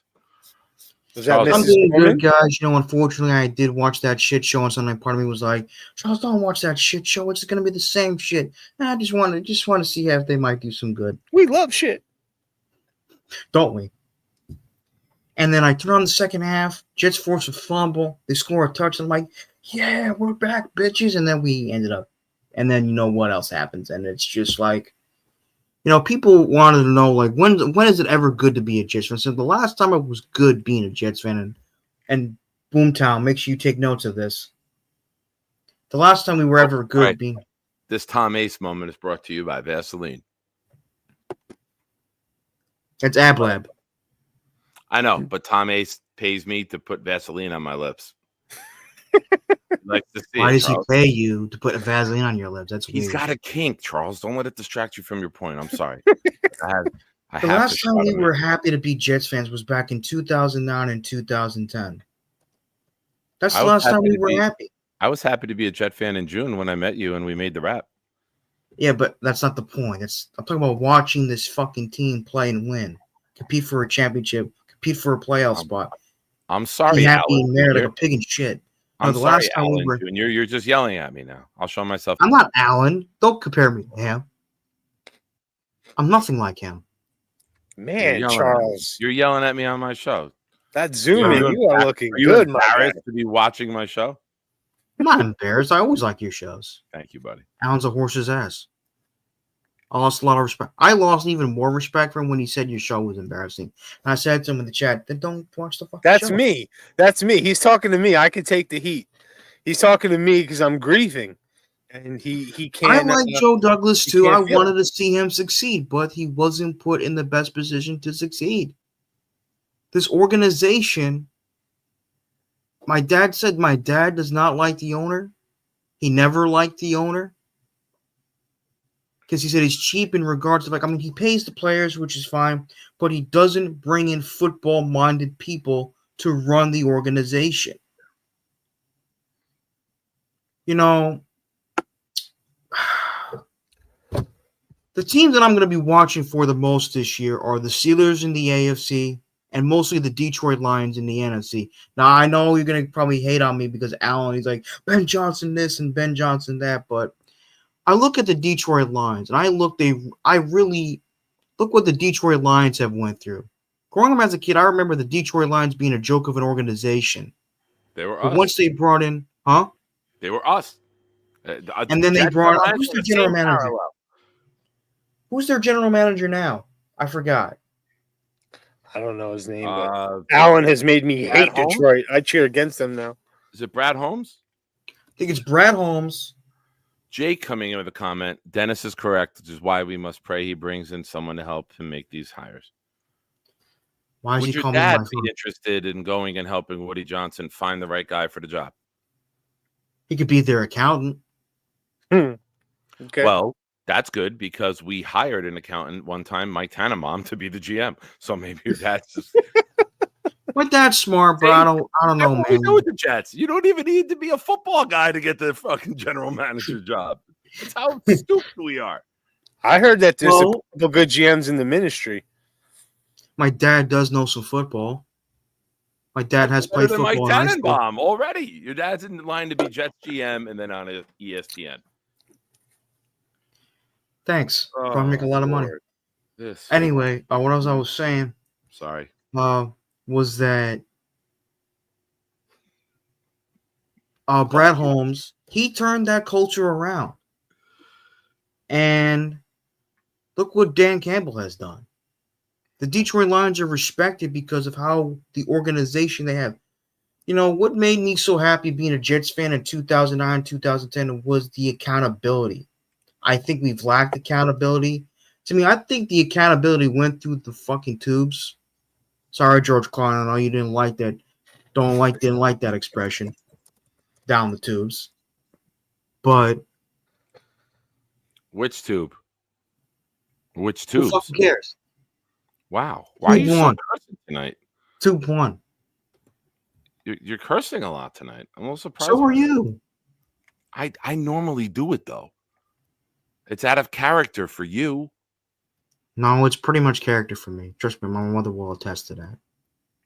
All right. Yeah, you're not playing video games with like me and Charles. When we're together and we're playing games, Charles is on there like, yo, this motherfucker shit, motherfucker. All right. I just don't want to hear you yelling and get in trouble for like cursing. I don't want to be No, it'll be the fine. reason. Anyways, there was also accountability, and I think that went out the window. The brotherhood. What also pissed me about this team, they lack a legitimate brotherhood. They don't back up one another. Even if I don't agree with you there. I think they're homies. Did you just fart? Did I just hear a fart? Did I just hear a fart? One of you? No, that was my chair. Okay. All right. I did hear a sound though. I You did heard hear something. Well, I don't think this brotherhood is as strong was- as the brotherhood that I felt. my chair too. The brotherhood that I felt the Jets had in 2009 and 2010. Well, they were winning though, so it's impossible to have that type of brotherhood when you're But losing. even though you should still have a brotherhood, because I remember even when Zach Wilson was struggling in 2020, there were people posting up in the team going, Mike White this, Mike White that. That's not really what That's the true. brotherhood.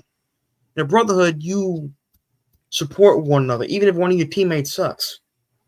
You show support. Yeah, you do. But when everything starts going poorly, that's when all of this shit we were sold the last 6 years of bringing in guys who love football and guys who are team first, you're going to see who really is and you're going to see who isn't. Charles, thank you for calling in. Anything in closing before I let you go? Yeah, I may do a video either sometime later this week or next week, depending upon how I'm feeling. But I'll let you guys know, okay? I'm glad you're feeling better. I think your Feel haircut better, was Charles. fantastic. And I love my Love you, haircut. man. Yes, I went to Salon Eclipse in Colonia, or was it in Islington? Shit, where is it? What street? Do you remember? Salon Eclipse. Hold on. Get my phone out.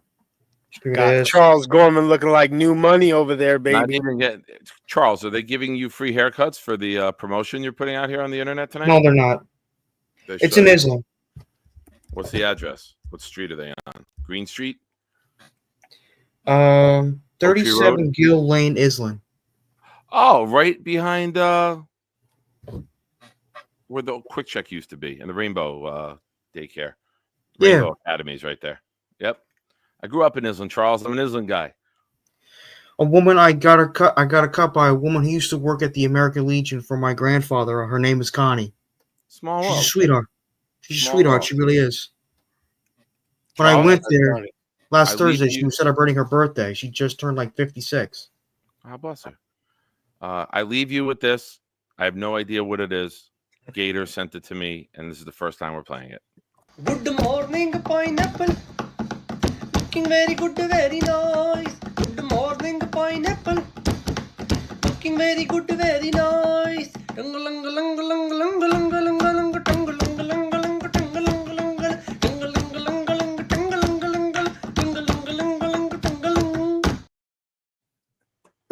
I had no idea what it was. He sent it to me, and I went, whoop. I uploaded. Oh my god. Jake coming in with a super chat. Charles, you dog. Congrats on the sex in advance. Hey man, 56-year-old women need loving too. Big fella coming in with a super chat. I'm sorry, Nick. Can you have Charles read my earlier post? Charles, if you're there and you come back. Can I read it? Anyways. I'm looking for it. Oh. Charles, you look great. Sexy ass motherfucker. You're going to be dropping the meat hammer. Call you Santa because it's ho, ho, ho for you this holiday season. I'm sorry I didn't see that earlier. I was captivated by the looks, the charisma, and the persona. That is the one, the only Charles Gorman. Next up. Shout out to who did I just see in here? I don't know. Dave Brigger's in here. Shout out to one of the old school OGs. Very nice. I'm going to bring in this guy, and I'm hoping he's bringing good internet with him. Ladies and gentlemen, we have Ricky.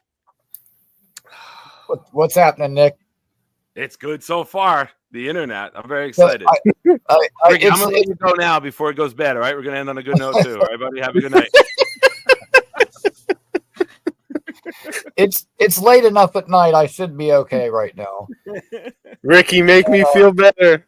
Tell me something, Ricky. Well, you know what, Nick? I just want to say thank you for the early present. And what is really, really embarrassing, since Alan chose to use that word, what is really embarrassing is a guy that sucked so bad at everything in life that he set the bar so low.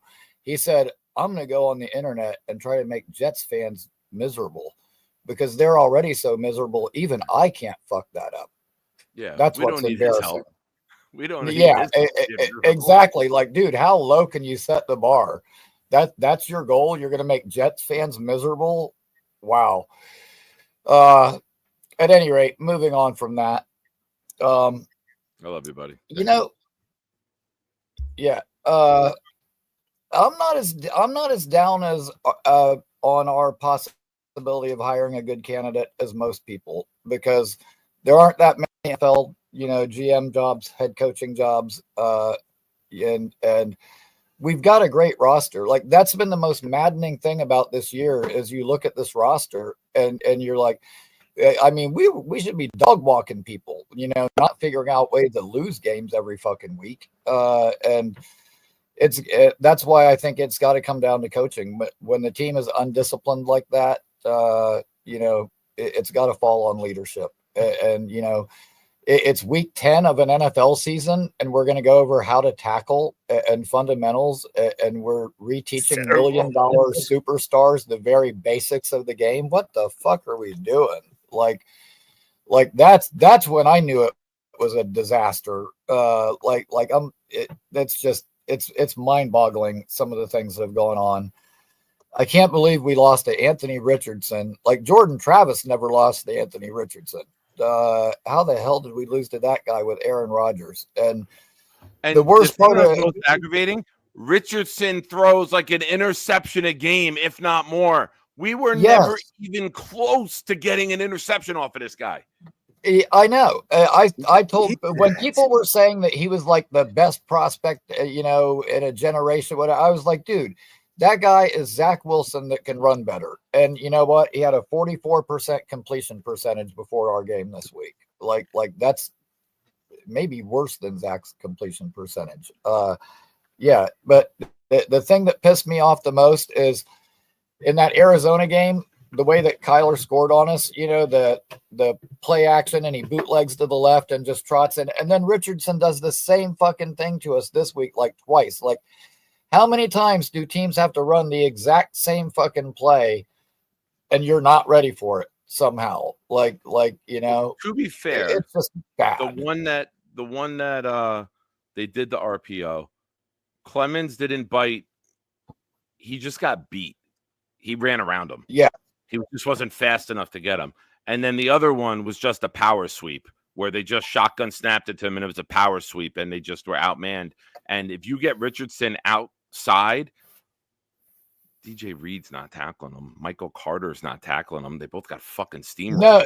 On the one that you're talking about, the last one you were talking about, he basically ran over DJ Reed right at the goal line. He just ran him right over. You want that matchup if you're the Colts. Like, let's get out in space and let him run over to second. DJ Reed, Carter, Sauce. They're not fucking tackling Richardson. Yeah, well, you know what? If they do, he's still going over them and getting in. You're not stonewalling them and driving them backwards. Well, I guess they didn't go over that during the tackling clinic in week 10. Yeah, right. And they're making business decisions. That's one of the reasons I didn't kill Sauce about that McBride tackle in the Arizona game, because there is no more hip drop tackle. Sauce is built like a fucking broomstick. The fucking McBride's built like a brick shit house. I mean, you know what Sauce Gardner looks like there?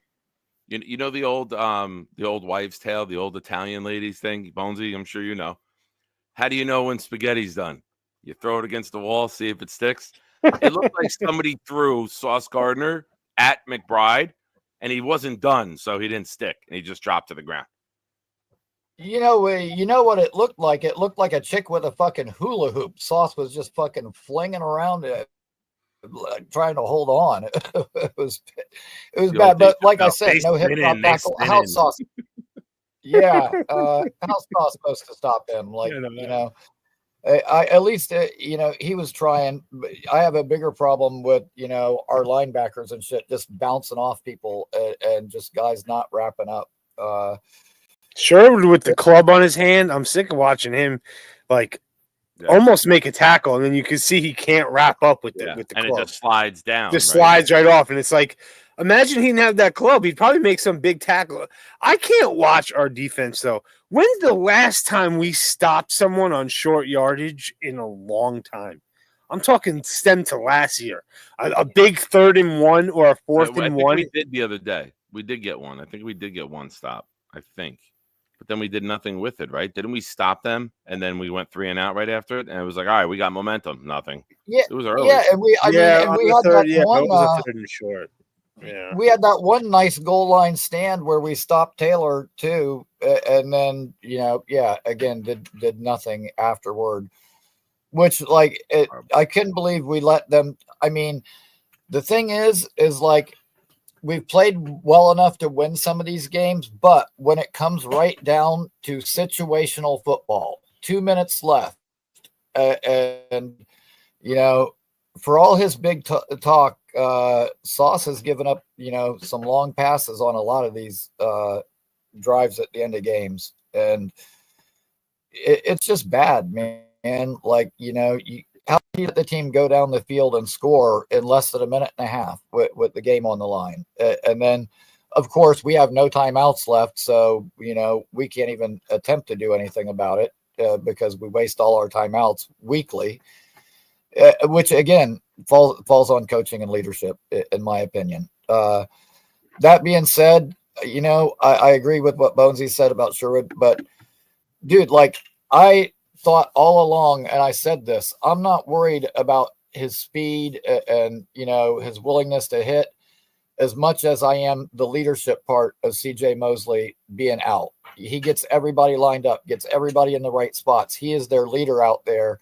And I think a lot of what we're seeing has to do more with him not being out there than Salah being gone. And, man, you remember the good old days when we had a guy with a club on his hand that went out there and dominated people anyway when we had Kevin Mawai Bonesy? Because that's when you were able to fucking hit people. And you didn't have to worry about if I'm hitting this guy too hard. You can lower your shoulder into the guy, elevate him, drive him back, and then wrap him and slam him to the fucking ground. Now, if you hit too hard, you're like put on witness protection and they never see you again in the NFL. Yeah, it's crazy. And like, dude, I mean, I remember like that's when I started being a Jets fan was like, 98. So it was like that whole Curtis Martin era.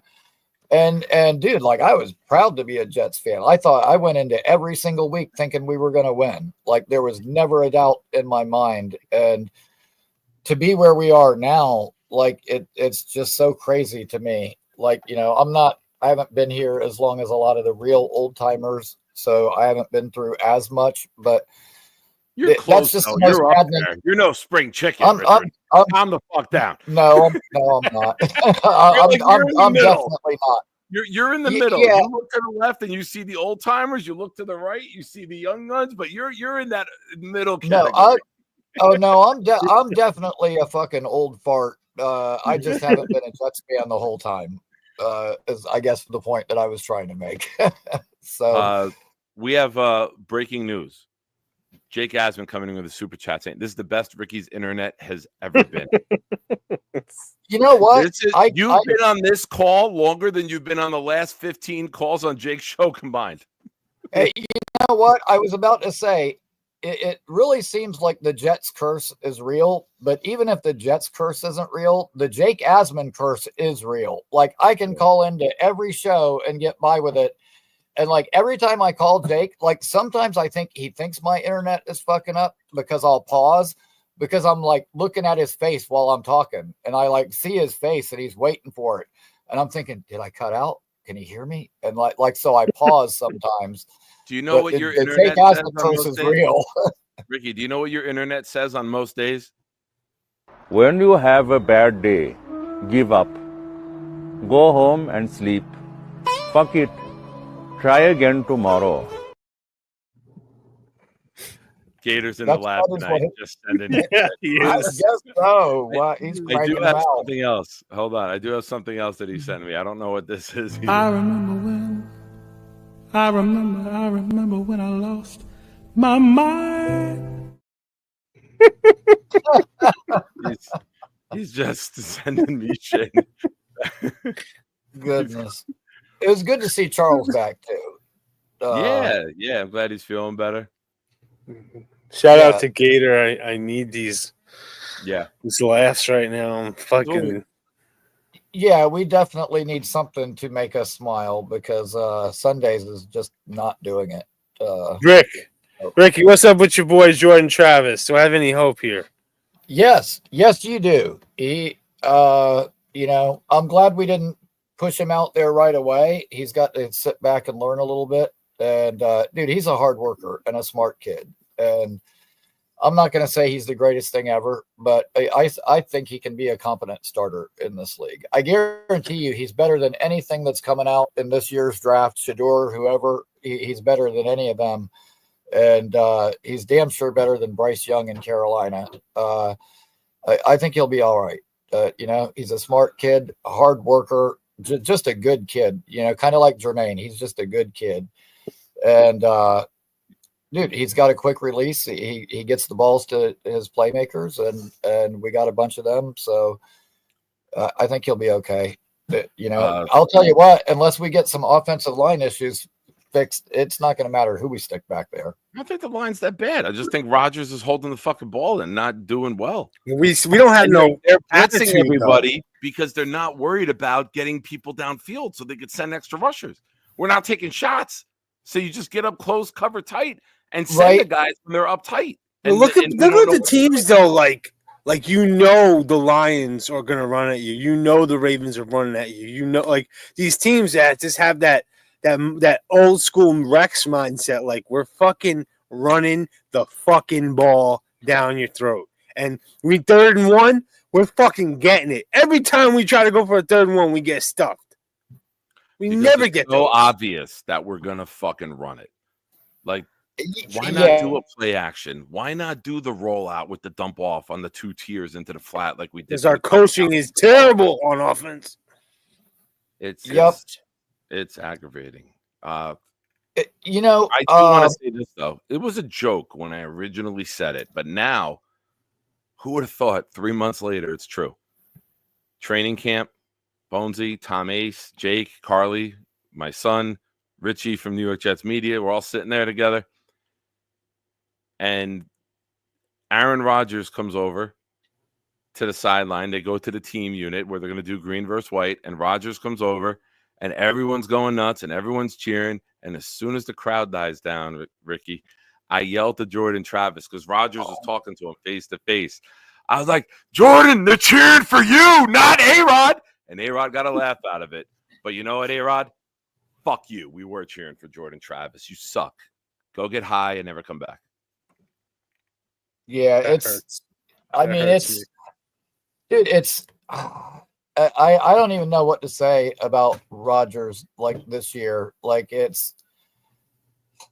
I don't know if it's that he doesn't trust the offensive line or he doesn't trust himself because, like, dude, sometimes there's not pressure, but it's like he's expecting there to be pressure. I think Rodgers is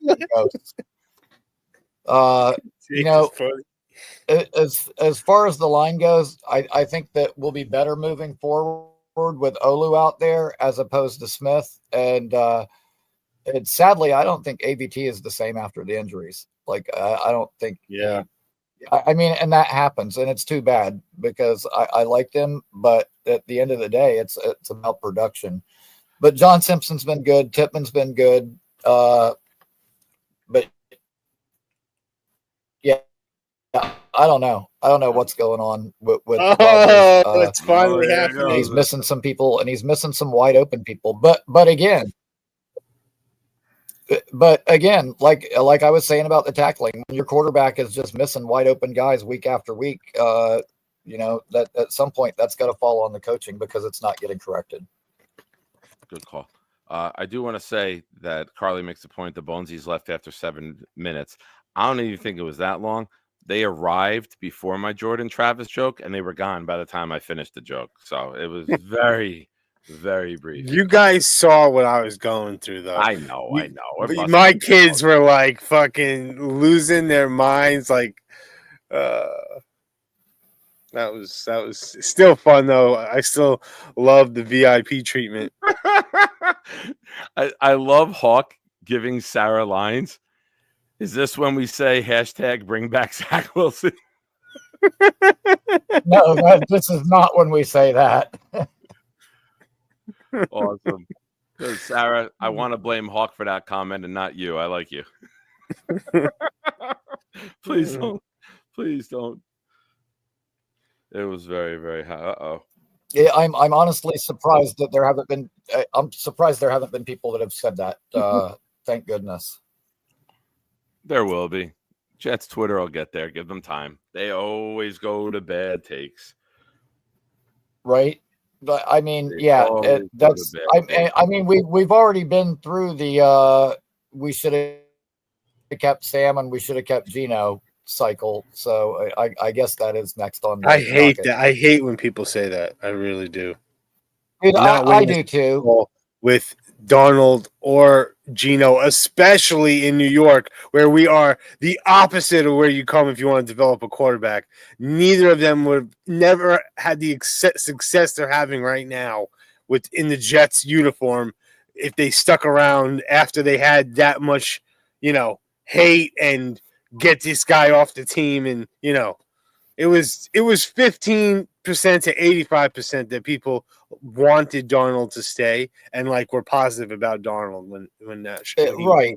And I mean, you know what? And like, I remember Darnold's very first game. Remember, he started out throwing an interception, but then he played really well, and we beat the Lions in that game. And it looks like the potential was there, but then, you know, as things went on, it unraveled.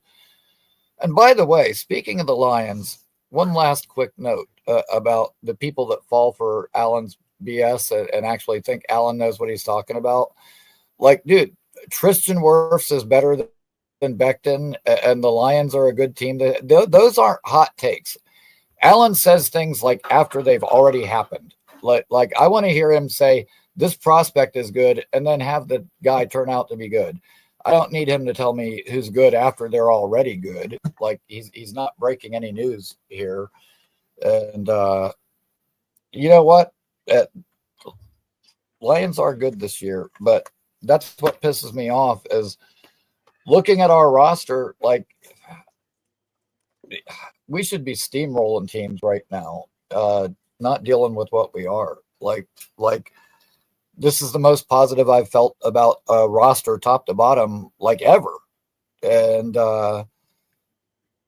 it's just, yeah, it's mind boggling that what's going on. Like we have way too much talent to be performing the way that we have been. I want to go look at something quickly. And you know what?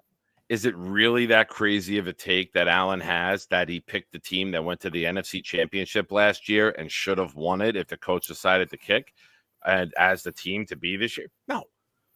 No. Great, that's great call, Allen. Nobody else thought Detroit was going to be good this year. Why'd you have to bring it up? like that's such a good fucking call. My dreams are dominate. Let the power flow. Instruct your drink helps you grow. Waters of go, don't hesitate. Stay strong, stay sharp, but dominate. He's in the lab. He's in the lab. Can't question it. That's awesome. All right, I'm gonna start winding down soon, Ricky. Thanks for the call, man. Great call. Appreciate you. All right, man. Oh, by the way, Nick, shoot me a text because I smashed my phone the other day. Did you? I sent my name. I sent Nick. I never heard from you. Okay. I'll look at it right now. I got it. And I sent Nick. Awesome. Okay. All right. Good deal. All right. I'll hit you up later and appreciate it, guys. Have a good night. And Bonesy, I hope you feel better, man. It'll be okay. We'll get another GM, man. It'll be all right. Thank you, brother. Later, buddy. Thanks, man.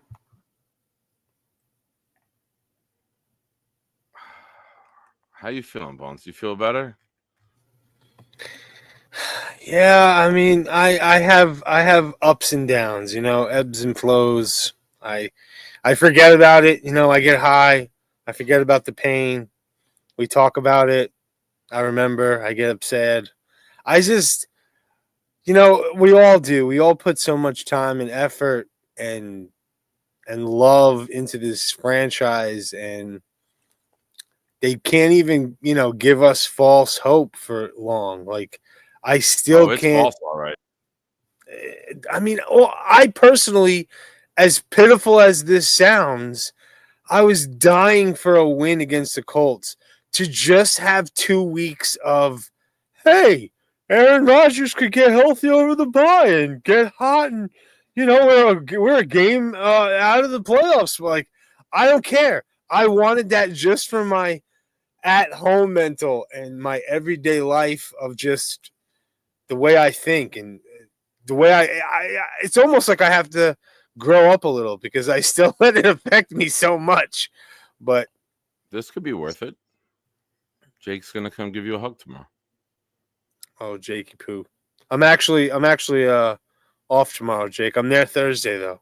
If you're around Thursday, I could really use one of those Jake hugs. My guy. It just sucks, man. We're all in this together, but it's too early. It's too early. It's before Thanksgiving. You know, it's gonna be the thing that happens after the bye, where we all collectively get enraged and then quietly go cry. is when this team, the one win that they get the rest of the way, they go beat the Bills. That'll be the thing that just fucking drives me nuts, is that'll be the day everything clicks. That'll be the day the ball's flying downfield. That'll be the day Brees is finally breaking touchdown runs, not getting stopped at the 3, and we got to settle for a field goal. That'll be the day everything clicks, and it will be the ultimate what if. Well, maybe somehow, Aaron Rodgers will get healthy over these bye week and show us a little something, and maybe defy the odds of how you're saying no one will come here, and maybe some veteran will be like, oh man, I could work with a Hall of Famer. You let me get my guys in to run the defense. We could do something, not look at it how we were just talking about it earlier, where who's going to, especially with what's coming out right now, who's going to want to come work with Woody Johnson? It's my biggest fear. It's Woody Johnson. He scares the shit out of me. I have no faith he can get it right. It's a roll of the dice, man. That's what scares me. We are giving we're back to rolling the fucking dice. We're back to rolling the fucking dice. I didn't want to be here again. I mean, there's better odds on dice than there is Woody Johnson getting it right. Yeah. Just add dice. Maybe 3 dice. Big fella with another super chat. Thank you, big fella. Bonesy, today signifies the start of a better future. I from your lips to God's ears, big fella. In the words of Jake Asman, from your lips to God's ears. I don't know. I never saw this, man. You could give me 100 scenarios to draw out for this season. Saleh and Douglas being fired before Thanksgiving, being 3-8 with Rodgers making every start.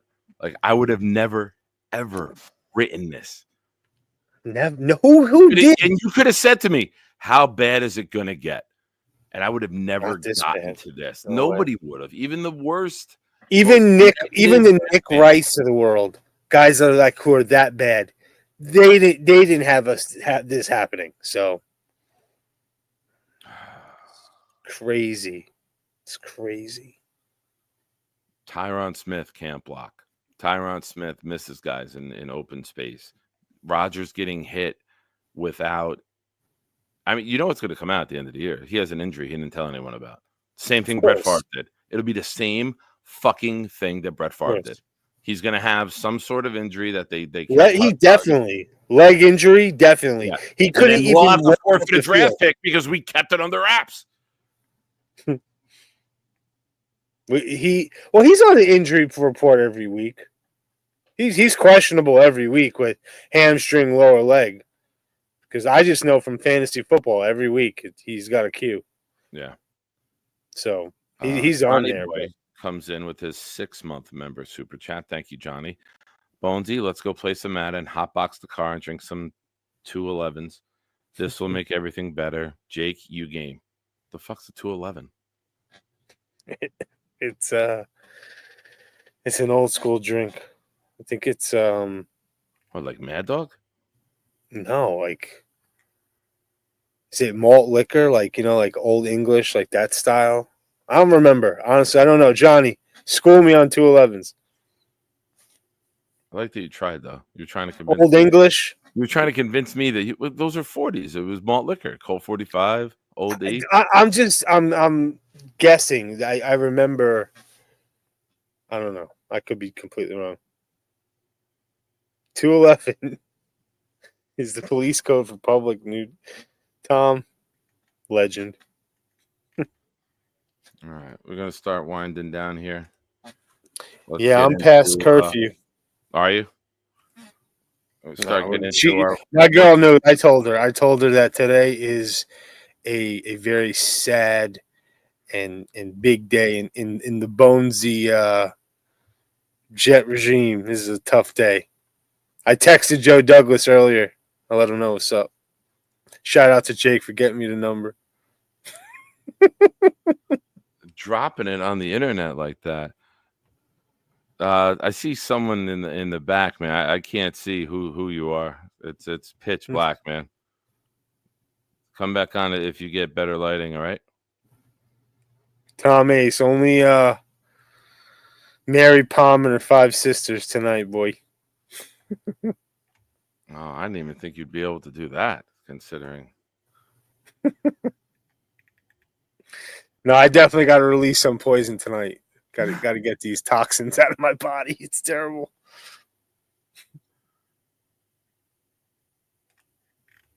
I thank everyone tonight for watching. Bonesy, I don't want you to get in trouble on my behalf.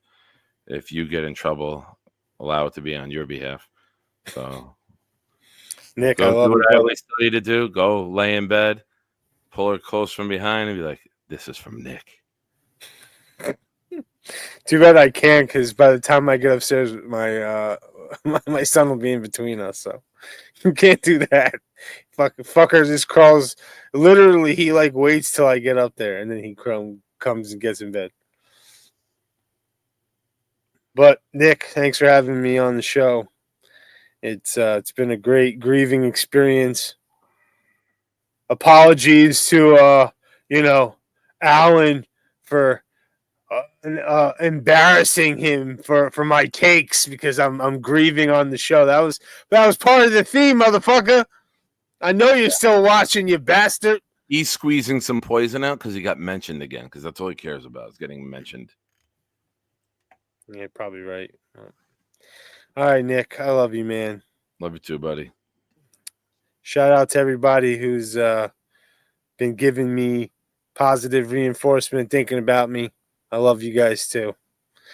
And can we just get this boom? What did we learn today going, so I can laugh and get the fuck out? Are you hanging out or are you leaving?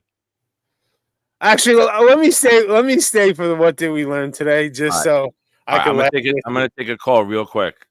First time caller, I believe, Sonny from Long Island. What's up, man? Hey, fellas, how are you guys? How you feeling? Oh, man.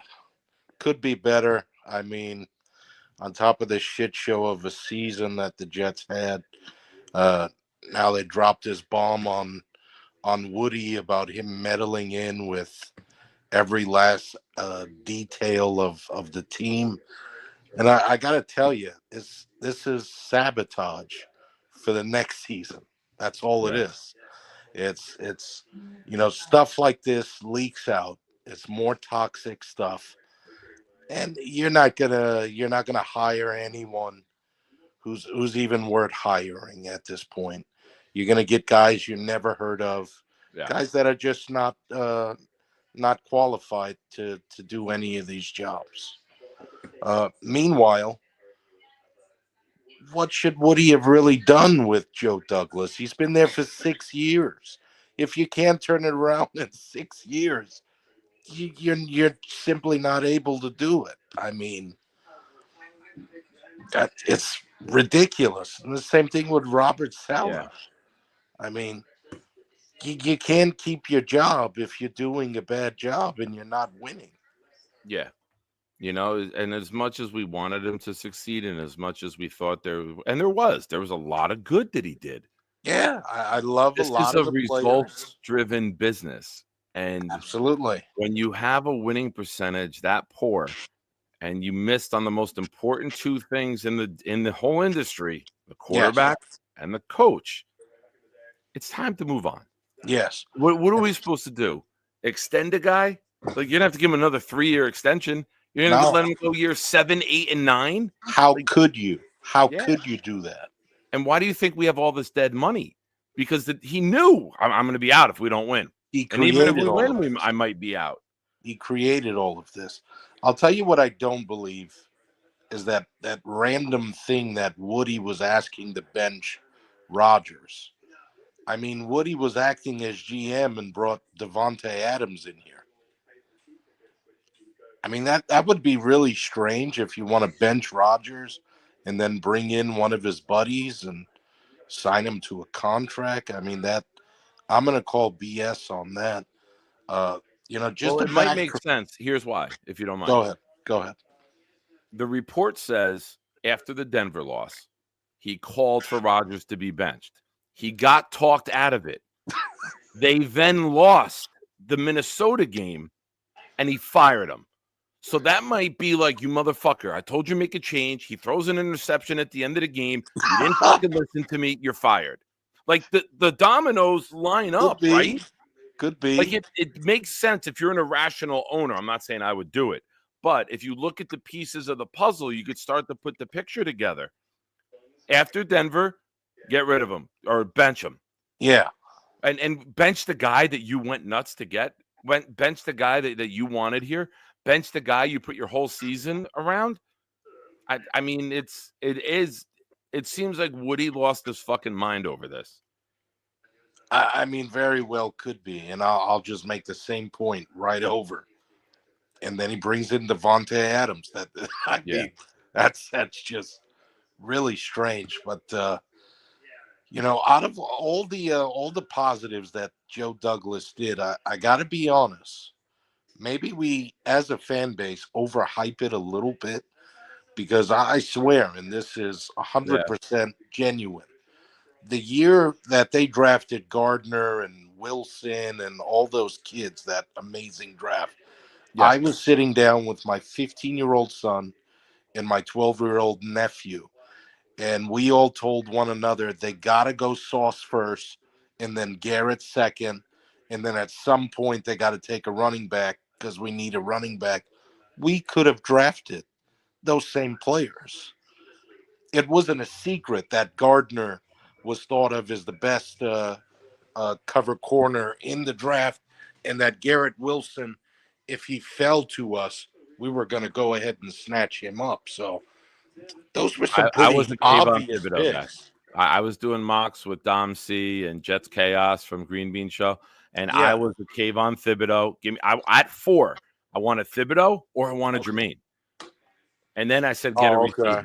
Like that was my take with that draft. I wanted the edge rusher first, because I was shocked when we called Sauce's name, because I didn't think I thought this scheme was driven off the D-line. And I was absolutely floored when we took Sauce, and I didn't react. I didn't cheer. I wasn't sad. I looked at my kid and I was like, I don't know. I didn't see that coming. I knew it was a possibility, but I was shocked when we did it. And I didn't react and cheer until later when we traded up and got Jermaine. Because when we got the combo, then I was okay. Right. So you end up getting the guy you wanted later on anyways. Yeah. We thought we were monstrously good and stacked at the D-line at that time. And we were like, Sauce is a can't miss prospect. You got to take him early if you take him at all. And now we got nothing and nobody on the D-line. But here's the fallout that really sucks about this. You can't keep all of these kids. You're going to have to pay them. Yeah. And then a guy like Garrett Wilson, he's not going to want to stay here. He's going to request a trade. That's something to think about. And what did they do with Rodgers in that cap? I think it's worse. You're gonna have to take the hit. Comes back. There's no doubt you're gonna have to take the hit. I think you cut him. You're not gonna trade him for anything. No one's gonna trade for him with that. You're gonna have to cut him and let him figure it out. Right. But I have to end the show. I do have to pee. I appreciate you calling in. First time caller. It was nice to meet you. Absolutely. Yes. Great talking to you. I will call back next time a little bit earlier. You got it, man. No worries. Have a good night, man. Thanks Have for a good supporting the night. channel. Take care. Take care. All right. Boomtown. Drop it like it's hot. For 2 hours and 18 minutes, you've chatted amongst yourselves. You've argued. You've ridiculed. You've critiqued. And you only listened to myself and Bonesy and the callers just to get to this point. It's the best part of the show. It's the whole reason that you're here. It's for the Boomtown, what did we learn?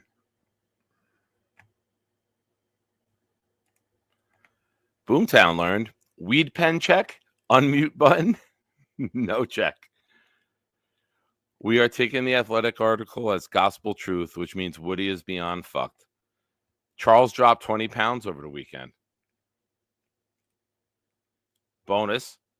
Bonesy comes on Wednesday mornings with the 3 guys at BJ's.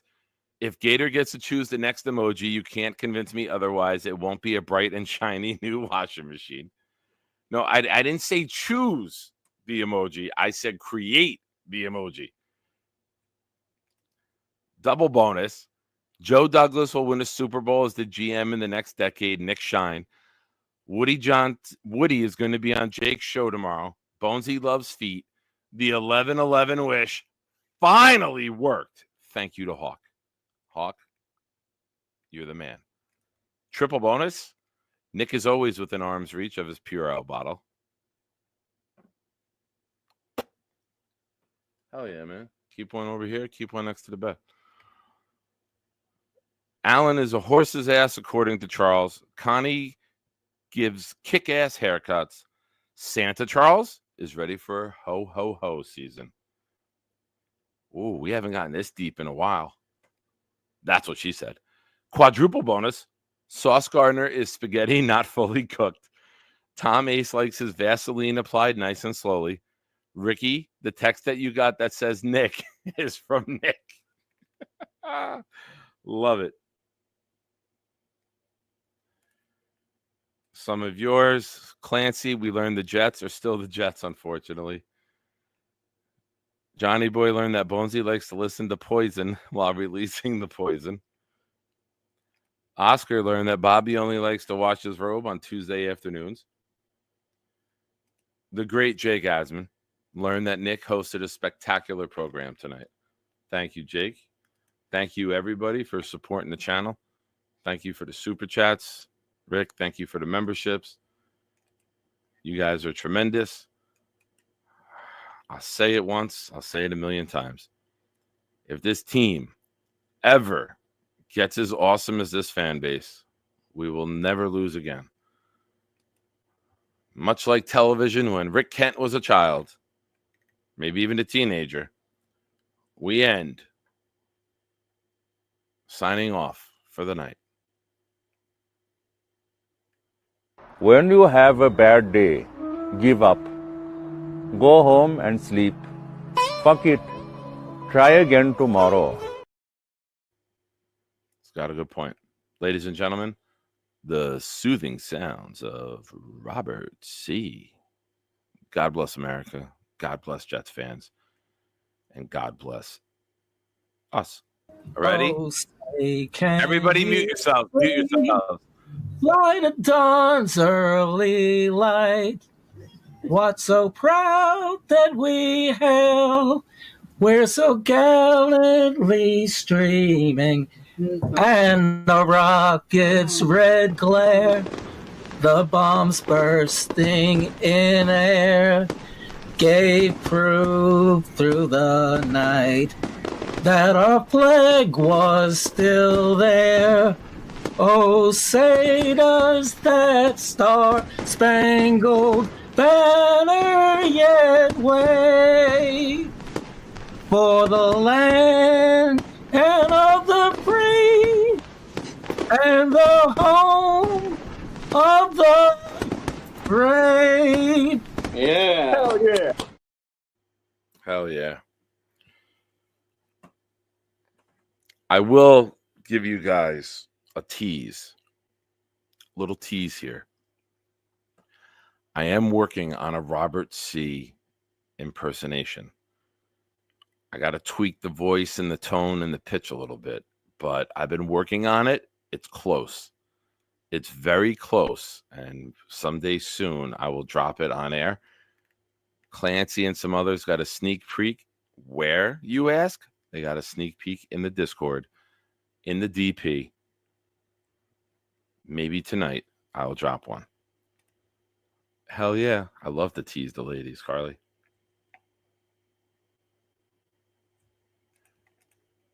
Rick Kent is a guy you got to say the first and last name at all times. That's how Nick Shine is.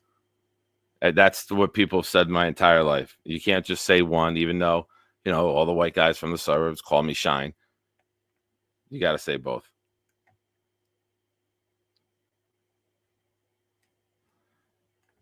Tom, yeah, I'll work it. Not like that. Ladies and gentlemen, have a good night. Keep your heads up. And don't forget, Jets fans love the offseason. It restores hope. We'll have new hope.